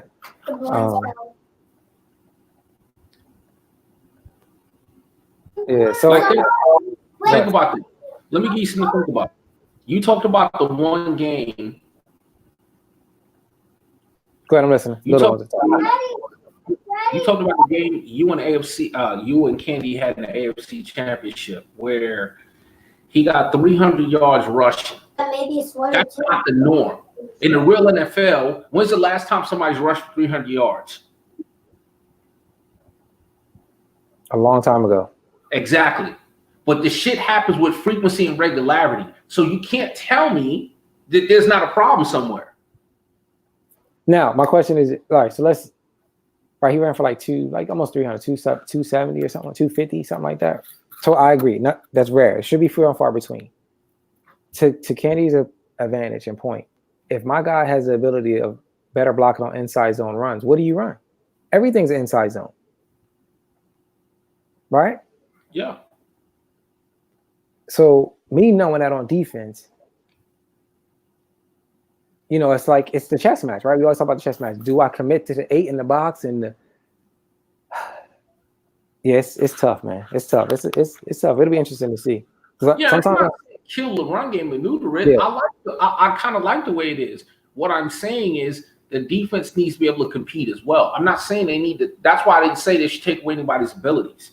Yeah. But I'm saying the defense needs to be able to compete too. Now you're right. If somebody wants to sit there in a subset and play dime 2-3-6 against the run, I hope they give up 1,000 yards rushing because that's just not being smart. And then the hit stick can play the fact that run defense for the majority of the game, you shouldn't be giving up 300 yards when you're playing run defense. Right. And then we're talking about it's just a lot of variables, right? Like, are you shooting the right gaps? Are you even filling your gap on the run? Are you hit sticking versus conservative tackle? Because everybody can't hit stick. Like, I know the Bucks does it well and the Vikings does it well, but there are 2 guys out of 30 other coaches who got that thing down to a science. Too. I've seen them use that shit against Dre. Cletus' hit stick is pretty good too. But it's few and far between. That doesn't mean that everybody can now. You don't see me running around hit sticking. I'm conservative tackle all day because I know what my guys can and can't do. Now, and I agree with you. I do agree with that. Like, so to say, like, and that's just, just to say, like, yo, to take away from the guys who really pound the ball 20, 30 times a game and say, yo, it's so overpowered. It's like, it's so many factors that play into that. Like, if I'm in a 3-4 bear and I don't shoot my run gap, then my whole defensive play is jacked because there's a gap I had to fill. See, now that's another thing that you actually made me think about that could be the issue too, and that's the run fit logic. Yeah. Right? Because if you really think about run fit logic, really the only thing that sets up to where you have run fit logic is a cover 4. Correct. You're telling me in the NFL, that's how they stop the run by playing a cover 4? Because if you play just about anything else, you don't have safety help, you don't have corner help, your run fit's jacked up. Now, you only have to play a cover 4. Well, you can play man, but I'll put it to you like this. Cover 2? Tomorrow is going to be a full slate of NFL games. And trust me when I tell you, everybody's not either going to play just engage 8 or cover 4 to stop the run. Correct. And they're going to be able to stop the run just fine without having to play engage 8 or cover 4. Correct. That's why I said, right, like, when you're in this 3-4 bear, let's say you're in a 3-4 bear cover 3, right? What is your assignment on that cover 3 and that run fit? Are you even playing it? When the ball's hiked, are you shooting the right gap? Because if you don't shoot that gap, you give that offensive lineman an advantage to fill another gap, and it opens up something different. Okay, but I think you're missing the point that I made about what I said about the run fits. Okay, let's say in the 3-4 bear cover 3, you only have 4 people in an actual run fit. But it's right. So it's only person that's not in a run fit is the safety and the cornerbacks. The other 7 are. So knowing that and looking at that screen, who should you use it? In theory, you should use it a free safety. He's the only one not in the run fit. I mean, yeah, but that goes back to what I said about the overpowered and where it's broke. Think about what you're saying. You have 7 people in run fit. I'm clicking onto the safety using him. So in effect, I have 7 people plus 1. That's 8 in the box. Right, but the angles on the run fits are bad is what I'm telling you. It's hard, man. It's hard. I mean, it's something we can always debate, right? Because initially their first steps are what? In that cover 3, their first steps are what? they're going to go back. You see what I'm saying? So but you're proving my point where I said the logic in the run fit is flawed. In addition to the fact that dudes are shedding way too many tackles, and in addition to the fact that the D linemen's block shed against the run is garbage. Those are 3 points. That's what I'm telling you. That's what results in what's happening. Because I'm telling you right now, in the NFL, nobody's sitting there showing blitz and pressing and pitching the line, and no one's playing cover 4 and dropping safeties down into the box all the time to stop the run. Does it happen sometimes? Yeah, it does. Yeah. But that's not the routine way that people go about stopping the run 24/7. Yeah. And then, I mean, that's true. I'm not going to, those are all valid points. I mean, it's like I said, to me, it's a lot of variables. We can get into talk about slanting the line, changing the angles, blitzing certain linebackers. In cover 2, the first cornerback steps are forward, which allows them to jump the run a little bit better. There's a lot of different variables. But, it'd be interesting to see how it all plays out and how they patch it. Any other thing in the patch notes that you wanted to address? No. I can't remember off the top of my head. It might be one other thing, but I'm not remembering right now. The Bucs said that what team stops the run the best, we should hear them out. Now, last season, myself and the Bucs had I had the top number 1 defense, and the Bucs had number 2 defense, or something like that. But I shot a lot of the pass down. Like, a lot of my stuff came from the pass. I mean, only a couple people had 100 yards, but it's just just like a chess match, man. Like, it's a lot of different. For me, it's a lot of different factors to play when it comes to the run, or just on defense as well. I want to talk about holding, or what I call forward progress. What teams do you feel tired, like at a standstill? What teams do you feel like have been moving forward, or you have seen some growth in these teams? Say that again now. So what teams do you feel like are at a standstill or going backwards, which is what I mean by holding, and then what other teams by forward progress? You see some growth or some improvement. And I'm talking about from just this from now to the week, from week 1 to now,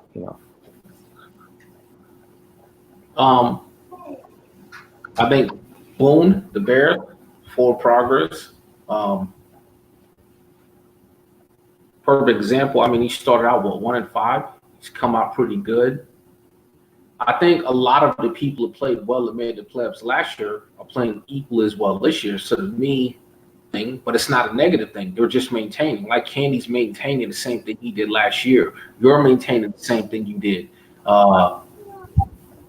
So the playoff type teams that we had last year, they're in a holding pattern, but not for a bad reason. They're continuing to be consistent and do what they did. The teams that I'm seeing make a step up, I like what Drew's doing, the Cardinals. He didn't have a great season at all last year. I think he's quietly put together a pretty solid season. Mo, the Eagles, hell, I want to say he had 4 games won last year. Right now, he's first in the NFC. I'm trying to think. I think John DeBoyle is playing pretty good. Yes. I think he's playing pretty good. I think he's playing pretty good too. But keep in mind, this isn't who's playing good; it's who's progressing. Yeah, I thought he was playing good last year. The biggest person I would say, there's a couple. Boone, I mentioned Drew, I mentioned Mo. I'm playing better than I was playing last season. I'm trying to think of somebody that popped up out of the woodwork that didn't have a really good first. I pull the standings up. Huh? I said I'll pull the standings up if that helps. That helps you. Well, I'm actually going to look at something else while you're doing that. Yeah. I think Paez came out on fire. Compared to what he was last year. Yeah, I agree with that. Mo for sure 4-1. Seahawks 4-2. Yes. Even the Bills 3-2. We it's been a long time in this league since we've seen if ever you ever seen a winning Bills team. You know, I haven't seen a winning Bills team since the NBL days, PS3 days. So going back to Bucks, top 3 teams against the run in the league. One of the Chargers. They've given up only 209 yards to this point. 2 is the Titans. 3 is the Rams. 4 is Mo and the Eagles, and 5 is the Bengals prime. So those are the top 5 teams against the run. Okay.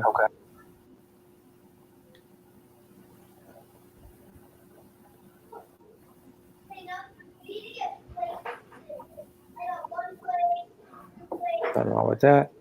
So since we're in the standings, how do you let's run through these divisions, division wars, AFC North. You got the Browns at 6-1, the Bengals at 3-2. Steelers and Ravens are at 1-5. Your thoughts on that division? Give me 1 sec. I'm slightly behind you. I'm trying to see something. No problem.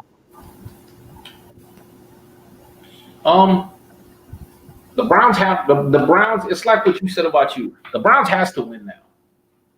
He cannot keep that core together. He's hit his stride. He's got a zillion X factors. He's got talent. It's his division to lose.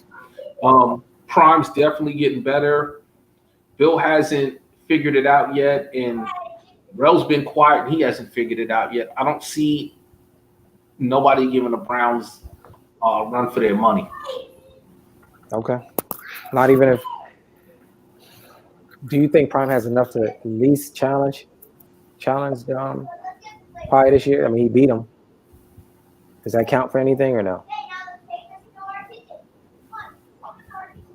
I mean, Bengals, I like what he's doing. I just think Brown has too much firepower. Yeah. Okay. And he's still developing X factors in people. So the team's going to be different when Bengals plays in the second go around than it is now. So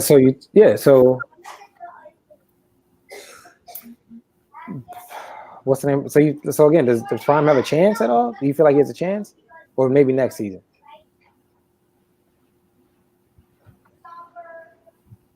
I haven't seen Prime play this season. I know I've seen box scores and it looks like he's doing better. So I don't want to discredit him and totally say no when I haven't seen him play, but I just, you know what, Prime has a chance because Kalidas gave Browns all he could handle and could have and should have lost that game. And honestly, I felt I should have beat the Browns in the season opener. So, I mean, yeah, there's a chance. I just think it's Browns division. Okay. AFC South. My division, same thing. Like you said, I'm definitely in a position that the Browns are in. I don't know anything about this new Jaguars owner, and he's been putting up some points. Have you seen him? Yeah, I have. One of the guys that through Corey I was able to get in the league, another recruit. Oh, okay. So he's your guy. Yeah, but through Corey, through the Bucks. No, Bucks guy. Okay. Yeah. You're right. He's gonna bring an interesting dynamic. Not sure what's going on with set the tone at all. Titans. I haven't really seen any of his games, but I think ultimately, yeah, I think new Jaguars is going to be real interesting when you and him play for the first time to see how that kind of works. Yeah. I still think it's your division for the taking. Has to be. I mean, like you said, I got a gazillion X factors and stars. Yeah. You know what I'm saying? Yeah, I'm the best team on paper. Well, not only that, not only do you have a gazillion X factors, the Jags got rid of a lot of they got rid of Jalen. They got rid of Juwan Taylor. They got rid of D.D. Westbrook. But he's winning, though, and he's still putting up 50 points. No, exactly. Yeah. And it speaks a lot to him. But I always feel sometimes that catches up to you. And what I mean by that is when you run up against a team that has a ton of talent, that is equally as good as you from a scheme standpoint, but they have dudes that actually can make plays too, that's where it catches up to you. Yeah. AFC East, I mean, the tables have turned a lot in this division. The The way you said that with that laugh. You know what? Crack's a cool dude. No way he's in that division. Cletus had a monstrously brutal schedule up front. I mean, this guy just took out a Super Bowl champion, Dre. But I know he had some tough games out front. He had a game with Paya. He should have won. Don Joe stumbled, but I don't expect Don Joe to sit there at 2-3. Strawn, he's not been super active. He's made a lot of moves. Ultimately, this division comes down to Don Joe and Cletus. I give Cletus the edge. So how do you feel about Crack? Huh? How do you feel about Crack getting Cam Newton today? Does that not mean something? No. He's got 101 points forced, and he's allowed 163 points. Oh my, what the what, Morgan? But he's still 3-2. Look at his points forced and his points allowed. But he's still 3-2, and Cletus has done the same thing, and he's 3-3. He has the opposite, and he's 3-3. Exactly. And Cletus has played the hardest part of his schedule, and so is Don Joe. So now they got easier games coming up. Yeah. And in that, they're only one game to a half a game behind Crack. Crack's having the best possible scenario he can have, and Cletus and Don Joe had the worst they could have, and they're only one game behind. Yeah. It'd be nice to see him improve, though. Yeah. Don Joe got Dak Prescott. I just knew when he got Dak, I was like, his prayers have been answered. He's still taking a couple hard losses. Larry Rose, I know he just got superstar abilities, right? Or star ability. I know he just got a dev upgrade. So he got superstar abilities, I think. Oh, now it's going to be interesting to see. Cletus says, look at how many points he put up on the top guys. Exactly. That's why I said. But the W's, though. The W's count, though. Not to discredit you, Cletus. The W's count, though. Like I had the same schedule. Not the same schedule, but I played you, Paya, Candy. My first couple games. We'll see how go. I still think you can win the division. I know you're still going to the playoffs. I just wanted to, I expect you to come out on fire. And like Ty said, you guys played the hardest part of your schedule, so we'll, see how it all pans out now. Strawn hasn't been active. I think Strawn had your number last season. Did they play this season? Oh, he put 70 up on Strawn. Didn't know he put 70 on John. Don Joe. Yeah, the Don Joe. And he did that based off you saying that Don Joe was going to win that division. So I know you saying now you expect Cletus to, but you went on record last week or last show we did was saying it was Don Joe's division. Well, I'm going to keep it then. I'm going to keep that same energy. Don Joe, get it together, win the division. Don't make me look like a fool on here.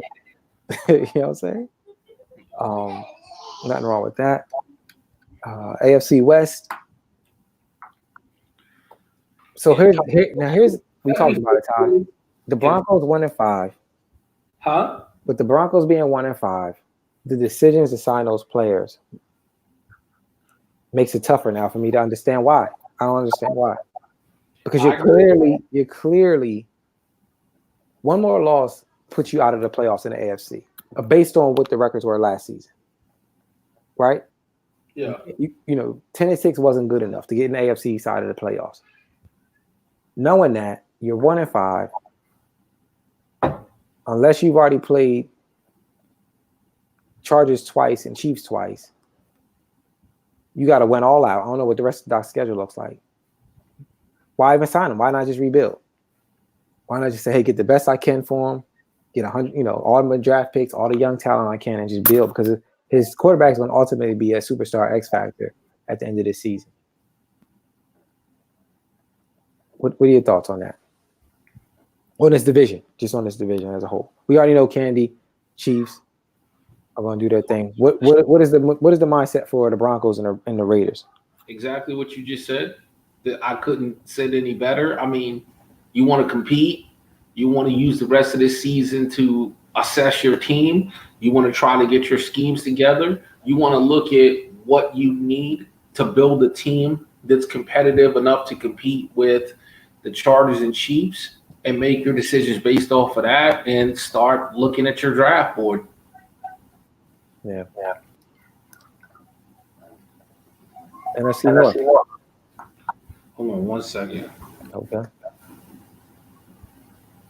For this division, we got Bears at the top, Packers at number 2, Vikings at 3, Lions at 4 at 0-6. To me, the Lions right now as we speak. That's what's the Lions to me. He came out on fire last season. Had a lot to say last season. He's 0-6 and now on the milk cart this season. Was it a Cinderella year for him? Where did he find his glass slipper last season? And now it has now been midnight and the clock is striking 12. The chair has turned to a pumpkin. Is this what we expect to see from Detroit moving forward? I feel like we already know what Boone's going to do. We already know what Tick's going to do. C-Dub and Lions. What's up to you guys? Do they Lions? You got to think about rebuilding. What does C-Dub do? Do you think C-Dub can still make a push, or he also needs to just try to get as much wins and shuffle some guys these last 2 weeks in trades or last week in trade? Right now, it's hard because he's 3 games in back of Bears and Packers. That's tough. Football's a short season. So I don't want to tell him to pack it in because I'm pretty sure he still has divisional matchups coming up with Bears and Packers, and then Bears and Packers got to play each other. So he should still keep playing as best as he can, but to be down 3 at this juncture is hard. Lions shit is over. Yeah, he's done. And again, according to the records last year, 6 losses. The biggest thing that strikes me about this, look at the amount of points he scored. That's, to me, on outside looking in, 6 games in, 113 points scored. That's not a lot of points at all. He's zero productivity. I mean, his defense isn't giving up a ton of points. I mean, 200's not. I mean, 195 is not horrible. It's sticking out like a sore thumb that he scored. The Vikings are in 3rd. And with that being said, the Lions still has 110 less points scored than him. So immediately, my first thought in Detroit is what's happening on offense. And whatever is going wrong, it needs to start being fixed right then there on the offensive side of the ball. Yeah. Bills chimed in and said that he did change his name to Tankin' Lions. But Tankin', as Ty said, but to your point, Tankin' doesn't necessarily seem to really matter because usually people who tank or whatever, they go for this great star or whatever. There hasn't been a really star quarterback. So what are you tanking for? You tanking does what? Because you're not going to ultimately get what you think. You can get the number 1 pick. It doesn't mean they necessarily get the best player in the draft. And we already know that with the caps and the free agency, it's been crazy. So I think trading this man has become more valuable than the offseason, in my opinion. C-Dub has also said, he chimed in and said he's going to compete regardless. I like to hear the effort. Hell yeah, that's my boy right there. I would hate that's to my dude. That's what I'm talking right there. I would hate to put you on together list. Man, hell no. 3 games is a tough. It's tough, but he got to play. He got to keep going. I agree with him. Yeah. And I'm not saying give up and tank. I don't even condone that. I'm saying it's with this team that I have right now, do I still try to keep these pieces, or is it time for me to start shipping some guys out and build them the way I want to build them? And that's what I meant by that. I'm saying, if that makes sense. NFC South. Again, the tables have turned in this division. Falcons was, this time was undefeated. Now he's 500. Bucks did say this was going to be his division, and he's standing firm by it. Ronnie has kind of figured it out at 500. Is he now going to be consistent? Or let's go back to something you said early in the show. Here we go. But now we shipped out Cam Newton. I know he said earlier in the chat, I read the exchange with you and him, and he said, hey, he felt Rosen was quality and he wanted to see what the incoming quarterback had. But Remember, we said the same thing about Falcons last year when he lost Devonta Freeman. You got to flow, and you got to this point doing by what you do. Now you're changing up the main ingredient. So let's see. Yeah. In this division, Rico's been super quiet. He has dropped 3. I don't get Kurt, man. Hold on, man. Look, I've always said this shit about Kurt. And Kurt, I'm gonna put you on blast about this shit. Straight up. Whenever you play my ass or Gates or Boone, you come for blood. Like you play that game like your life depends on it. You play that game like a trip to the Super Bowl is on the line. But when it's everybody else, bro, you give out free wins like candy. What's going on right there, bro? Why you don't play everybody that same way that you play me and Gates and Boone? That's a good question. Boone said the same thing because it's only win. Records, bro, but when I play you, you want to open up a can of whoop ass, and I'm like, what the hell is going on right here? It's funny because his only win is against Boone. I'm telling you, man, I seen him when he played you. He goes all out. When he plays me and when he plays Boone. But for everybody else, hey, he got the welcome sign on his back, and you can just wipe your feet on my shit and welcome into my house and take what you want and put your feet up. What's going on right there? I don't know. I know, and again, that's what I'm saying. Like, but his schedule being that, and the moves he made last season with the signing and all this, like, what are you doing over there? It's time for the Saints to get it together. It's time for them to get it together. I know Freeman's hurt again for the Falcons. He's hurt yet again. It's like I think Rico needs to like try to find his replacement right now. It's time to walk away from Freeman. Because you're depending on him so much, and then when he gets hurt, now your record, it affects your records. It's super crazy. I don't know if you seen the chat earlier where what I asked the Panthers, like, now who's the starter? Because you took Rosen off the bench, you took him off the free agent. You got Rosen, signed him to a deal, and then you just traded for Josh Allen. My thought was when you got Rosen and Cam was out, you would transition into Rosen, but yet you trade for Josh Allen, who has to be re-signed again next year. Are you only doing that to then ship him out of there and make Rosen a starter, or do you go with 2 high-priced quarterbacks sitting on the bench? You know, one's going to start, one's going to be a big ticket, one's going to be overpaid. How do you feel about that trade anyway? Do you feel like that was a good trade for Carolina? I mean, Josh Allen has 99 throw power. Outside of that, he doesn't even compare to Cam in anything. I mean, but Cam is older. I don't know. Remember what we talked about earlier with what you covet? I mean, Ronnie does scramble around a little bit, but he's not looking to necessarily take off. Right. Not super consistent. So with him getting older and the amount of money he wants, I don't know that Ronnie sees a great value in that, and I can't say I blame him.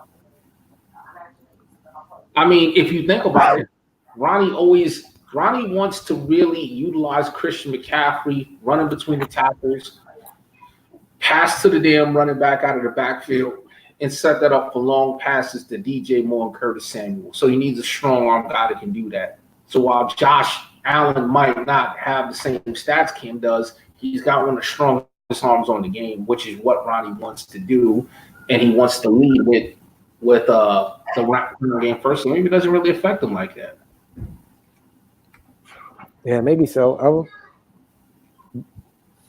Cam is old, but we know quarterbacks can almost play into their 40, and he still has some, X factor abilities left. Do you think he wasn't being used to his full potential when Ronnie had him? Then who wasn't? Ronnie, Cam Newton. It's hard, right? Because again, go back to what I said to you about Zeke Elliott. If you have Zeke Elliott, do I think that you're going to start rushing 25 times a game? No, I don't. That's not what you do. Just because you have this guy now doesn't mean you're going to change the way you play to accommodate that guy. Ronnie's not like, who does good with guys like that? The 980 guys. Niji, Seattle, who's flex. Those guys set the tone they like, and they play quarterbacks. So Could they get more out of him? Yeah, they could, because that's the way they like to play the game. Ronnie likes to ground and pound. He likes to soften you with big strikes, and he likes to play a controlled, more measured type of game. So Newton doesn't have the same value to him. Yeah, and then let him walk, and let him walk and get nothing. You know, we would destroy him on the show, right? So it makes sense. Man, that's just, what does he do? What does he do with Josh Allen at this point? I mean, you got to build him, and then you got to re-sign him at the end of next year. So we'll see. It'll be interesting to see. Yeah. With that 99 throw power, he can always dangle him out there. 99 throw power. Anybody want him? Somebody will bite. Yeah. For sure. And then the Bucks have made a lot of moves. I feel like the Bucks are now all in. I feel like way too, but the good thing about this division is everybody's in it. Except right? Kurt. No, Kurt's in it. Say what you want to say. He said the man had a welcome mat on his back. No. Oh, okay. But see, yeah, I got on him for that. But he's 2 games behind first place, man. Mm-hmm. And yeah, he does have a walk. Yeah, and yeah, I said that because when I play that dude, he's a beast. And he's all in and he's locked in. And when you play him, boom, when everybody else plays him, it's like, hey man, who wants a free dub? I'm handing them out like candy. Hey man, why you gotta bring that energy to me when everybody else gets a free pass, bro? Yeah, no, that makes sense. Everybody's in it. I mean, everybody's in it, and that's what's cool. Yeah. So, Kurt, if you're watching, get it together. You could probably turn it around right now. Then we have NFC East. Again, tables have turned a lot in this division. What I mean by that is the guy who was 5-1 this year, at this time this year, is now 1-5. I feel like that we don't know what's going on. Jerry Jones is probably about to fire some people down that way in Dallas. The Redskins 2-5. Truck was, he was everywhere in the chat. People were coming for his head in Washington. Now we can't even see the man at a church service or a owner picnic or nothing. You know what I'm saying? It's like he ain't around. You know what I'm saying? He did just win, right? Didn't he just beat somebody this week? Hey man, he beat Rico, and he came back because I started watching the beginning of that game, and Rico had like a 14-point lead. And I'm like, cool. You know what? That's another division loss. You know what? It gives me a little breathing room. And I seen good game, and you fight good. And I went and looked back to him like, oh shit! Like he came back and put up like 50 points. But I don't know what's happening in Washington. But I'm gonna say this. Trucks found some good offense because I beat him recently, but I could not put that dude away, and he just kept scoring. And then the same thing with Rico. So it's going to be interesting now to see what he does. Cowboys, I didn't understand the personnel moves before the season started. They've compounded. Oh, my God. That man's got 79 points scored. That's 6 games. Goodness gracious. Shit, Cletus put up 70 in one game. I put up 70. Yeah. I put up 77. I put up 77. Right. So picture that. So I think Cowboys is out of it. Truck definitely dug himself in a hole, but real curious to see now with this new offense what type of run he goes on. Myself, I'm at 500. I'm definitely doing better than I was last season, but I kind of feel like I got Mo. I haven't heard from Mo today, so I'm going to assume we're going to play tomorrow. I kind of feel like it's make or break. I don't think the wild card's coming from our division, so you really got to win the East to get in. Mo's got a 2-game lead. He looks impressive. He's doing the same things he did last season. Nothing spectacular. 1-3-1 on offense. Cover 3 match on defense. He's not giving up a lot of points with 128. For whatever reason, his match sticks to your ass like no other. Better than man. And that damn dive play up the middle, if you crowd the middle, he takes it outside. If you spread out and try to take the outside, he goes up the middle. If you can stop that formula, you can beat him. If you can't stop that formula, it's going to be a long day. He's got a 2-game lead on me. We play tomorrow. If I lose this game, I think it's pretty much his division at that point. If I win this game, it gets real interesting because now he's 4-2 and I'm 4-3 and a game behind him. So tomorrow's game's a make or break for me. But right now, I think he's looking good at first.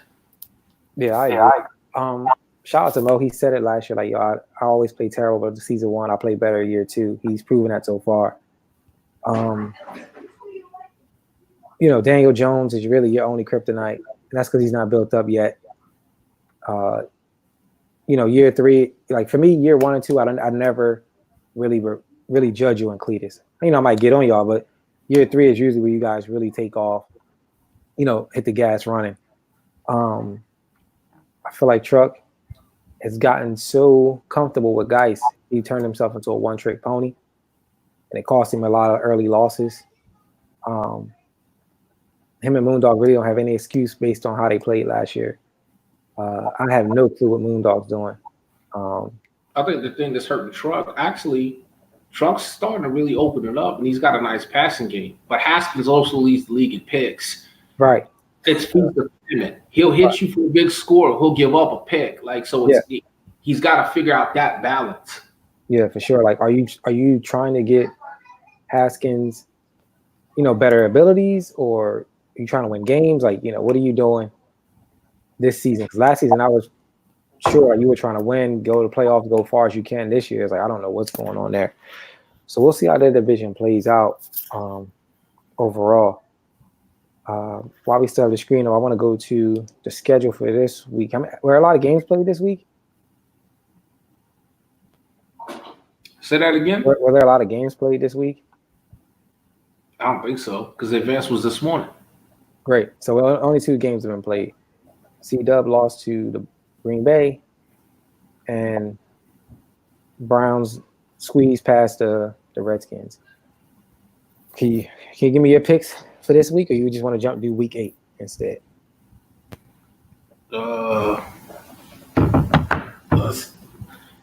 We didn't cover the NFC West, though.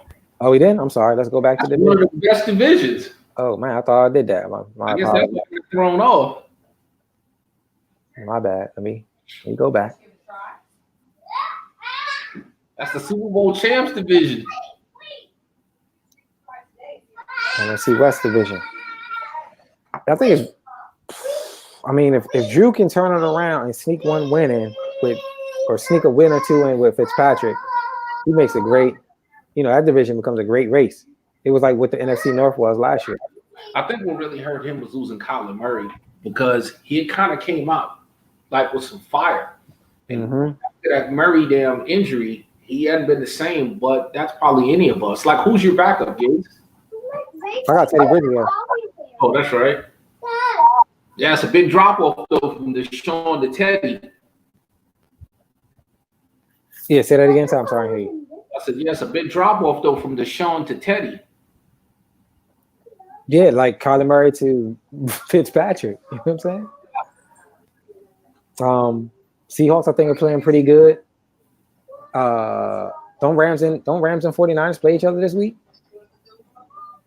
Yes. Yes. So Seahawks, if anything, man, you need to be watching that game like with a pencil out and everything, because this is really if Rams wins this, he goes to 5-1. Dre goes to 5-2. You win your game this week, you're 5-2. You're right there. Like that can go either way. So in theory, you should be either rooting for. I mean, you can't really lose if you're the Seahawks. If Dre wins, he goes 5-1, but Rams go 4-2, and then he's in a great position. If Dre loses, he's still in a great position. Like, hey, I'll tell you what, I just played Seahawks. Man, I was impressed. That's the best I've ever seen Flags play. Like. Yes, Kareem Hunt, right? Huh? Yes, Kareem Hunt, right? Yeah. Yo, he was doing everything. Kareem Hunt was doing everything. I watched that game. I was the only viewer on that game. And I was like, who is this running back, man? He was everywhere. He was doing everything. I was very impressed. Well, really, I was just the combination of everything. His defense was good. He picked and chose when he wanted to run, and it worked and it was effective. And all of his passes, he had the timing down. Like you can tell he's been running his scheme for a minute or labbing the shit out of it because everything was so crisp and so on point and so like very impressed with that dude. Yeah, some of the catches he had, I was like, he caught that? Hey, for real, man. Hey, he caught that? Quite a few plays. I'm like, man, it's I don't know if that was Russell or it was like, does Russell have certain abilities? Because like, how the heck did he catch that? Like, it was a couple of them. You were like right there. I was like, he caught that? Hey, for real. Hey, there was a lot of them like that. I'm like, yes, we won them games. Like, what are you gonna do? Yeah, for sure. Anything else you want to say? I mean, until the man is beaten, it's still his division. Agreed. All right. We have let's get real quick. Let's run through these wins and losses again. Like I said, if you want to pick this week's winners or next week. Let me see. I'll pull the schedule up. Only 2 games have been played this week.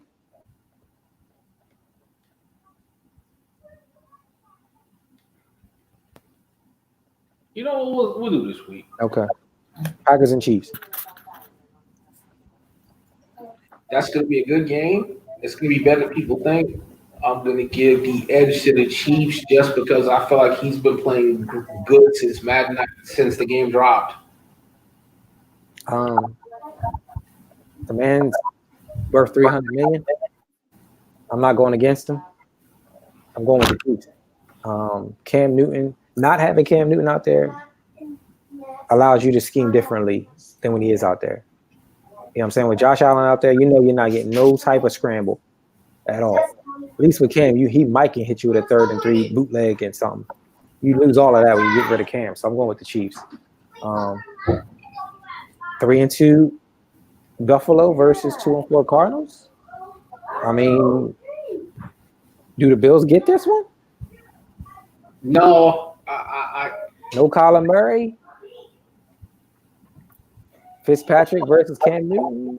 I'll tell you this. I remember when Crack was in the league as the Lions and he used to get just beaten down.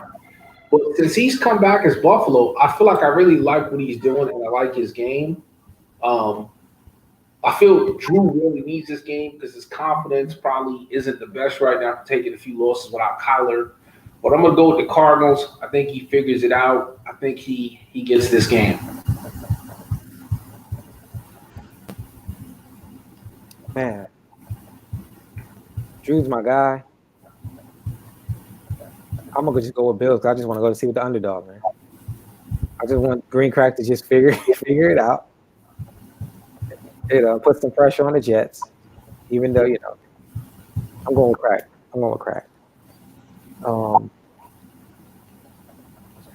I mean, there's basically what you said earlier. Is Kirk plays to the level of his competition. Bucks is proving himself to be in the conversation, considered the coach of the table out there, right? Based on what he did last season and how he's been productive this season. Does Kirk step his game up to the level of competition and steal this one from Bucks? There's going to be a thrashing. I want to say he does, but I feel like this, man. I'm not going to root for Kurt until I see Kurt start beating some people other than you, me, and Boone, man. I'm going to fire Kurt up, man. Okay. He hasn't beaten me. But he comes to play, though. But he hasn't beaten me. Not this bad. He hasn't beaten me, so. Come on, man. I'm going with the Bucks. If I gotta put my money down, I'm going with the Bucks. I'm not even going to disrespect myself like that. Jacksonville versus Prime. Does Prime only show up against the Browns, or does Prime show up against the Jacksonville? I'm going with Prime because Jacksonville's my division. And if Prime wins, it speaks in volume to me. Like I really like what Prime's doing. But I'm going to go with Jacksonville because I think a lot of people don't know Jayville. They don't know what he's bringing to the table. They don't see those stars no more. They don't have tape on him. He's on a good roll. He's been putting up a lot of points. I think the roll continues. Okay. Again, I'm going with Bengals. He's in my division. If Prime beats him, it says a lot. To me, it says like, you know, Jacksonville did get rid of a lot of pieces, but Prime is actually improving. He might maybe next season give a Browns the run that he needs. Bears and Titans. Trubisky just got his new deal. Does he show up or does he chill because he got the new deal? The Bears. I know that loss that Chicago just took to Kurt didn't sit well with Boone. The game was up for grabs, and Boone let it get away. I think he's been chomping at the bit waiting to get back on the field and kind of get that taste out of his mouth. I say the Bears. I'm gonna go with the Bears again. Titans is in my division. Anybody who's gonna beat down on players in my division makes it easier for me. I think Bears have the necessary tools to win it. He's on fire. He's on a roll. Quiet is kept. It's hard not to go against him. Organized chaos versus the Ravens in Baltimore. Mr. Bill gets his second win of the season. Rel's kind of been AWOL, not really active in either chat. In this league with UG, these two just played each other in UG, and I want to say Bill won going away with a lot of points. I think Bill gets the dub here. I feel like Rel has all the tools in Baltimore. He still hasn't figured out his scheme or how to use Lamar Jackson effectively.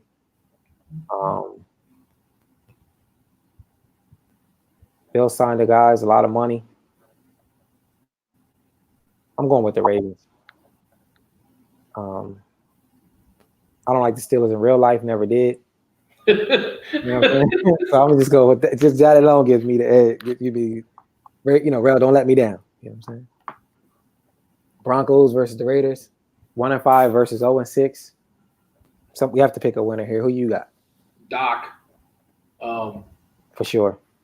First of all, yeah.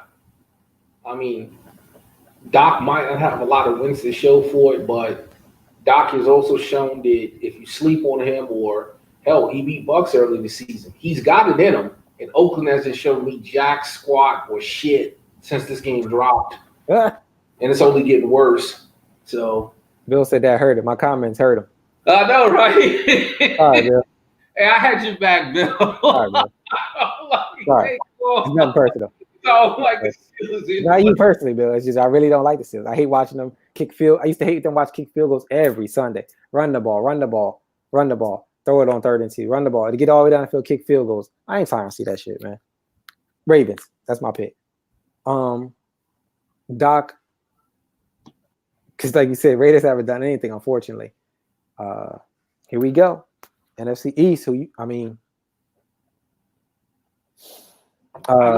pick my games. I normally don't. Yeah. You know what? That's your ass, Mo. I got you this time.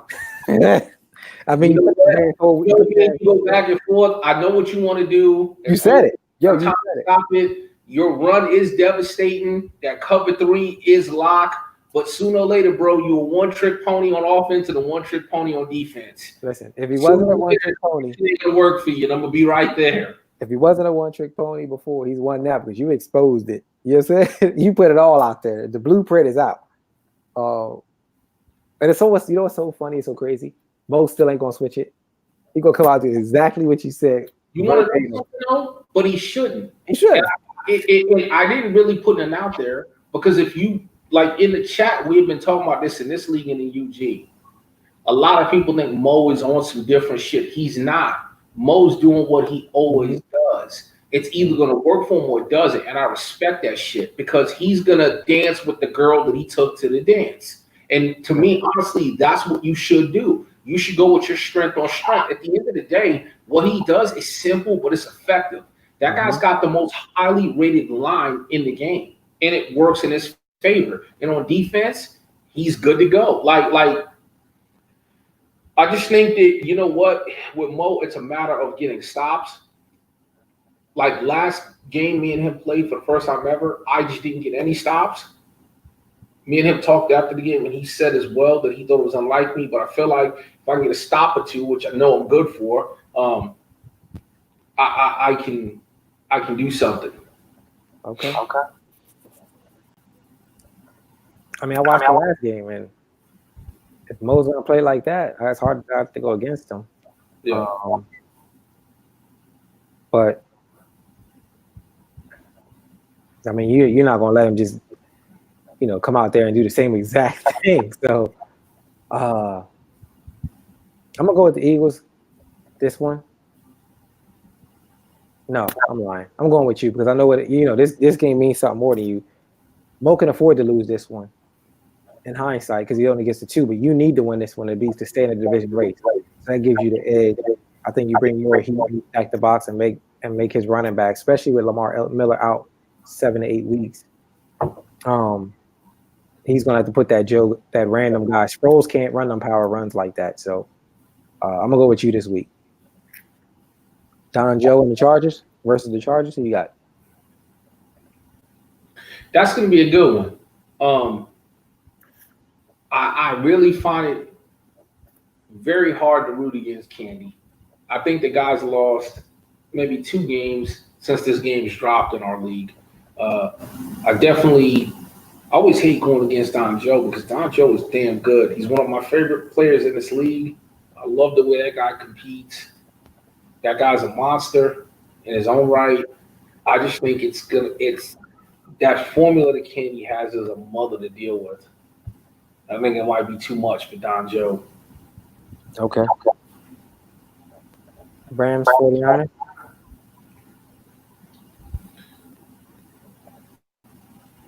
Game of the week, Rams 49ers. Golly, this is going to be hard. What a great game that was between Dre and Cletus, the Jets. I watched that game. Really good game. I know low-key John the Bullets had this game circled for a minute. I know this game means a lot to him. It's going to be hard for me to think that Dre can lose back-to-back. So you're saying Dre? Pick him. I rarely throw it out there, but I'm going to say this is a pick 'em. Here we go. Safe answer. Wait for both of them winning or losing. He's a Super Bowl champ. He beat me. I'm going with Dre. He beat me when it mattered. Got to go with him. Can't go against him. Even though Garley's having a great year, and I told Rams what I felt like he should do to get him to the hardware. He's been doing it, along with some other things. But the man is still the Super Bowl champ, so it's hard to go against the champ. So I'm going with the 49ers. I know that the Rams, John the Bull, if you're watching and you win, go ahead and tag me. I know that's coming. Or you're going to DM me. Totally fine with that. Jets and Patriots. Strong shows up for this game, or we get inactive Strong? What we got? No, Cletus is going to be chopping at the bit because you always see him fire him up on these homeless boxes, and I think he tape records all the shit you say and uses that as fuel for the week. I think he's about to give Straw them hands just based off this homeless box. Yo, he's had the man's number. I'm cashing in my ticket. I'm going with the Patriots, man. Yeah, he's had the man's number. So, Cletus, I know you're watching. That's more fuel to the fire, if not lighter fluid. Strong, don't let me down. You know what I'm saying? Don't let me down. You got, if you don't have to win no other games, just win these 2. These are like your Super Bowls, in theory. I'm going Strong. And then me against the Colts. Say what? I picked the Patriots over the Jets, and then we got me versus Set the Tone on the Colts. Tone. Now, Tone last time called me out, we was in the chat on like the headphone joints, and he was like, "Gates, I can't wait to play you. We got something for you." And I was like, "All right, cool." And I came out, we put up 77. He's been super quiet since then. That was a Cletus move. It was a Cletus move. You know what I'm saying? It was like, all right. This time he's been super quiet. He's not even available to play today. He might be low-key ducking me. I don't know. You know what I'm saying? So you go ahead. You do it. I'm not going to do it. You know what? I'm laughing at Mo. I'm sorry. I'm just reading. I'm gonna get to that. Mo said, "Hey man, I never laughed so hard because man, Ty, you knew damn well coming out doing the same shit." Yeah, I do, man. Me and Mo been playing each other for a long time, Yeah. and we've been in the division for a while, and that's what he does, and he's gonna ride or die with it. But to me, that's the way it should be. I feel like sometimes when you try to get cute and fancy and switch up what you do, that's when shit doesn't go well. Yeah. You know what? Not, I can't see Tone beating you.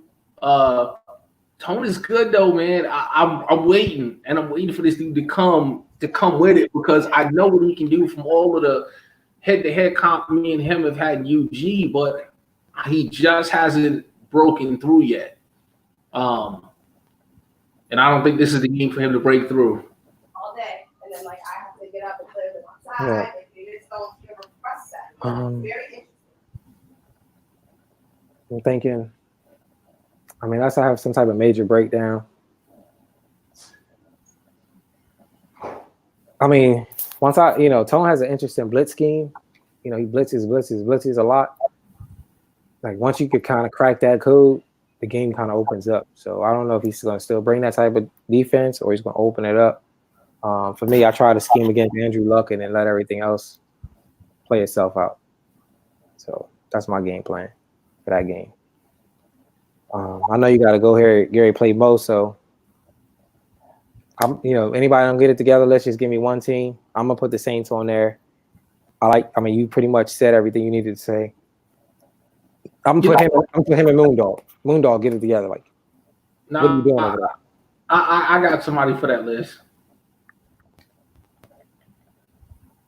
Oakland Raiders. Dang, let's get that together, brother. I want to say combined between season 1 and 2, you like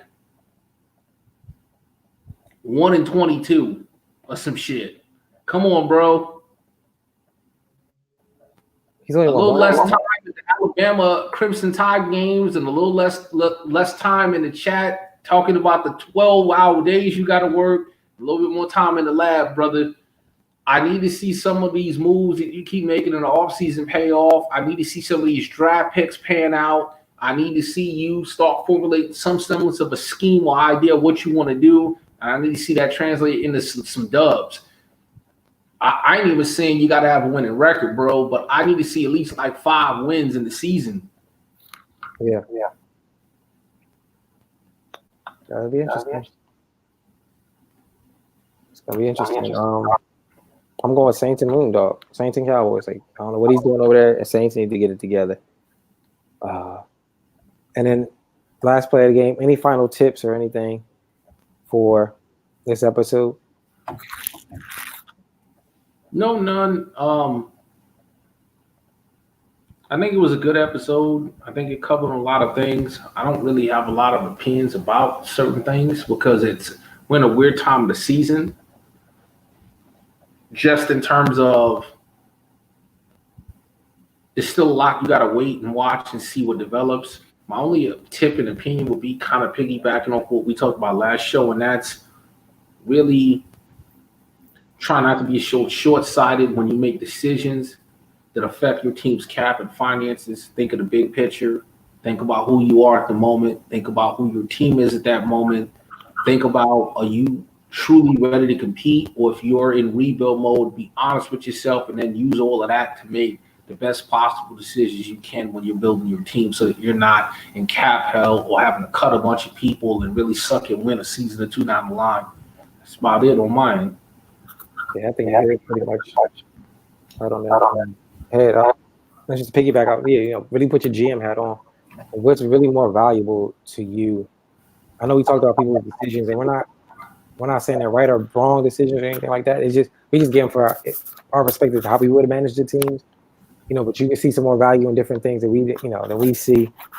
A lot of times, don't try to get caught up on the names, and sometimes now with these X factor abilities, try to get leverage those things to get the best deal possible. For your team, whether you're going to be rebuilding or winning now, like try to find your identity. I think it's the main thing. Like, do you want to win now? Or do you want to rebuild? So I know we got you coming up against the Eagles. I'm gonna be sure locked in and loaded to watch that game. And there might be some games coming on later on tonight as well. So I don't have anything else. You don't have anything else, Ty? No, sir. All right, 2 hours 25 minutes. Apologize. Usually try to lock this thing up to 2 hours. We had a lot of good conversation. Shout out to Dre and his Boost/Metro/Cricket service. Unfortunately, couldn't rock out with us. What would you call it up there, Todd? The Mexican joint y'all got up there?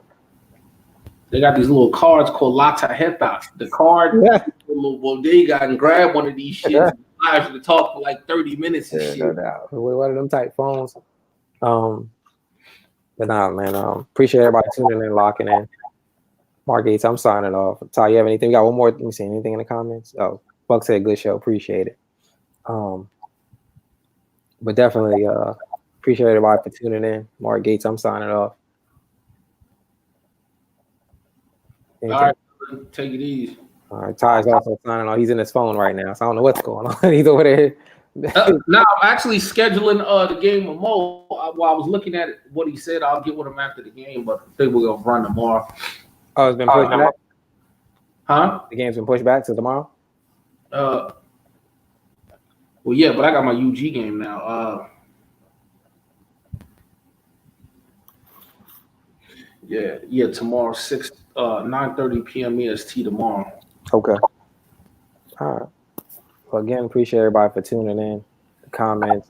If anybody has anything that they want to, come on here and defend themselves or address anything, you're more than welcome. Shoot me a DM. Shoot Ty a DM. Again, we'd love to get some new guys on here. John the Bullet, I'd like to get on here. I'd love to get a Doc on here, a Moondog on here, a Truck on here. The Jags new owner, Corey, if you can make that happen, try to make that happen. The Titans, Crack, I'd love to get on here. Like some really new faces. Let's get Thang on here. Like, yo, like, man, say something. I don't know, but I just imagine, hey, you know what? You know what I imagine getting Thing on the show? Remember we had Joe Deasy on the show last year? Yeah, shout out to Joe Deasy. I still talk to him too. Yeah, man, that's what I do. Yeah, man. But all right. Well, time for locking to your UG game, man, and everybody else, man. I'm signing off. Oh, I got JJY. I know he's old, but he still got some. I just got him up to 98 overall. I'm letting him go for cheap, super cheap, one day only sale. So, other than that, man, I'm out. Late. Peace.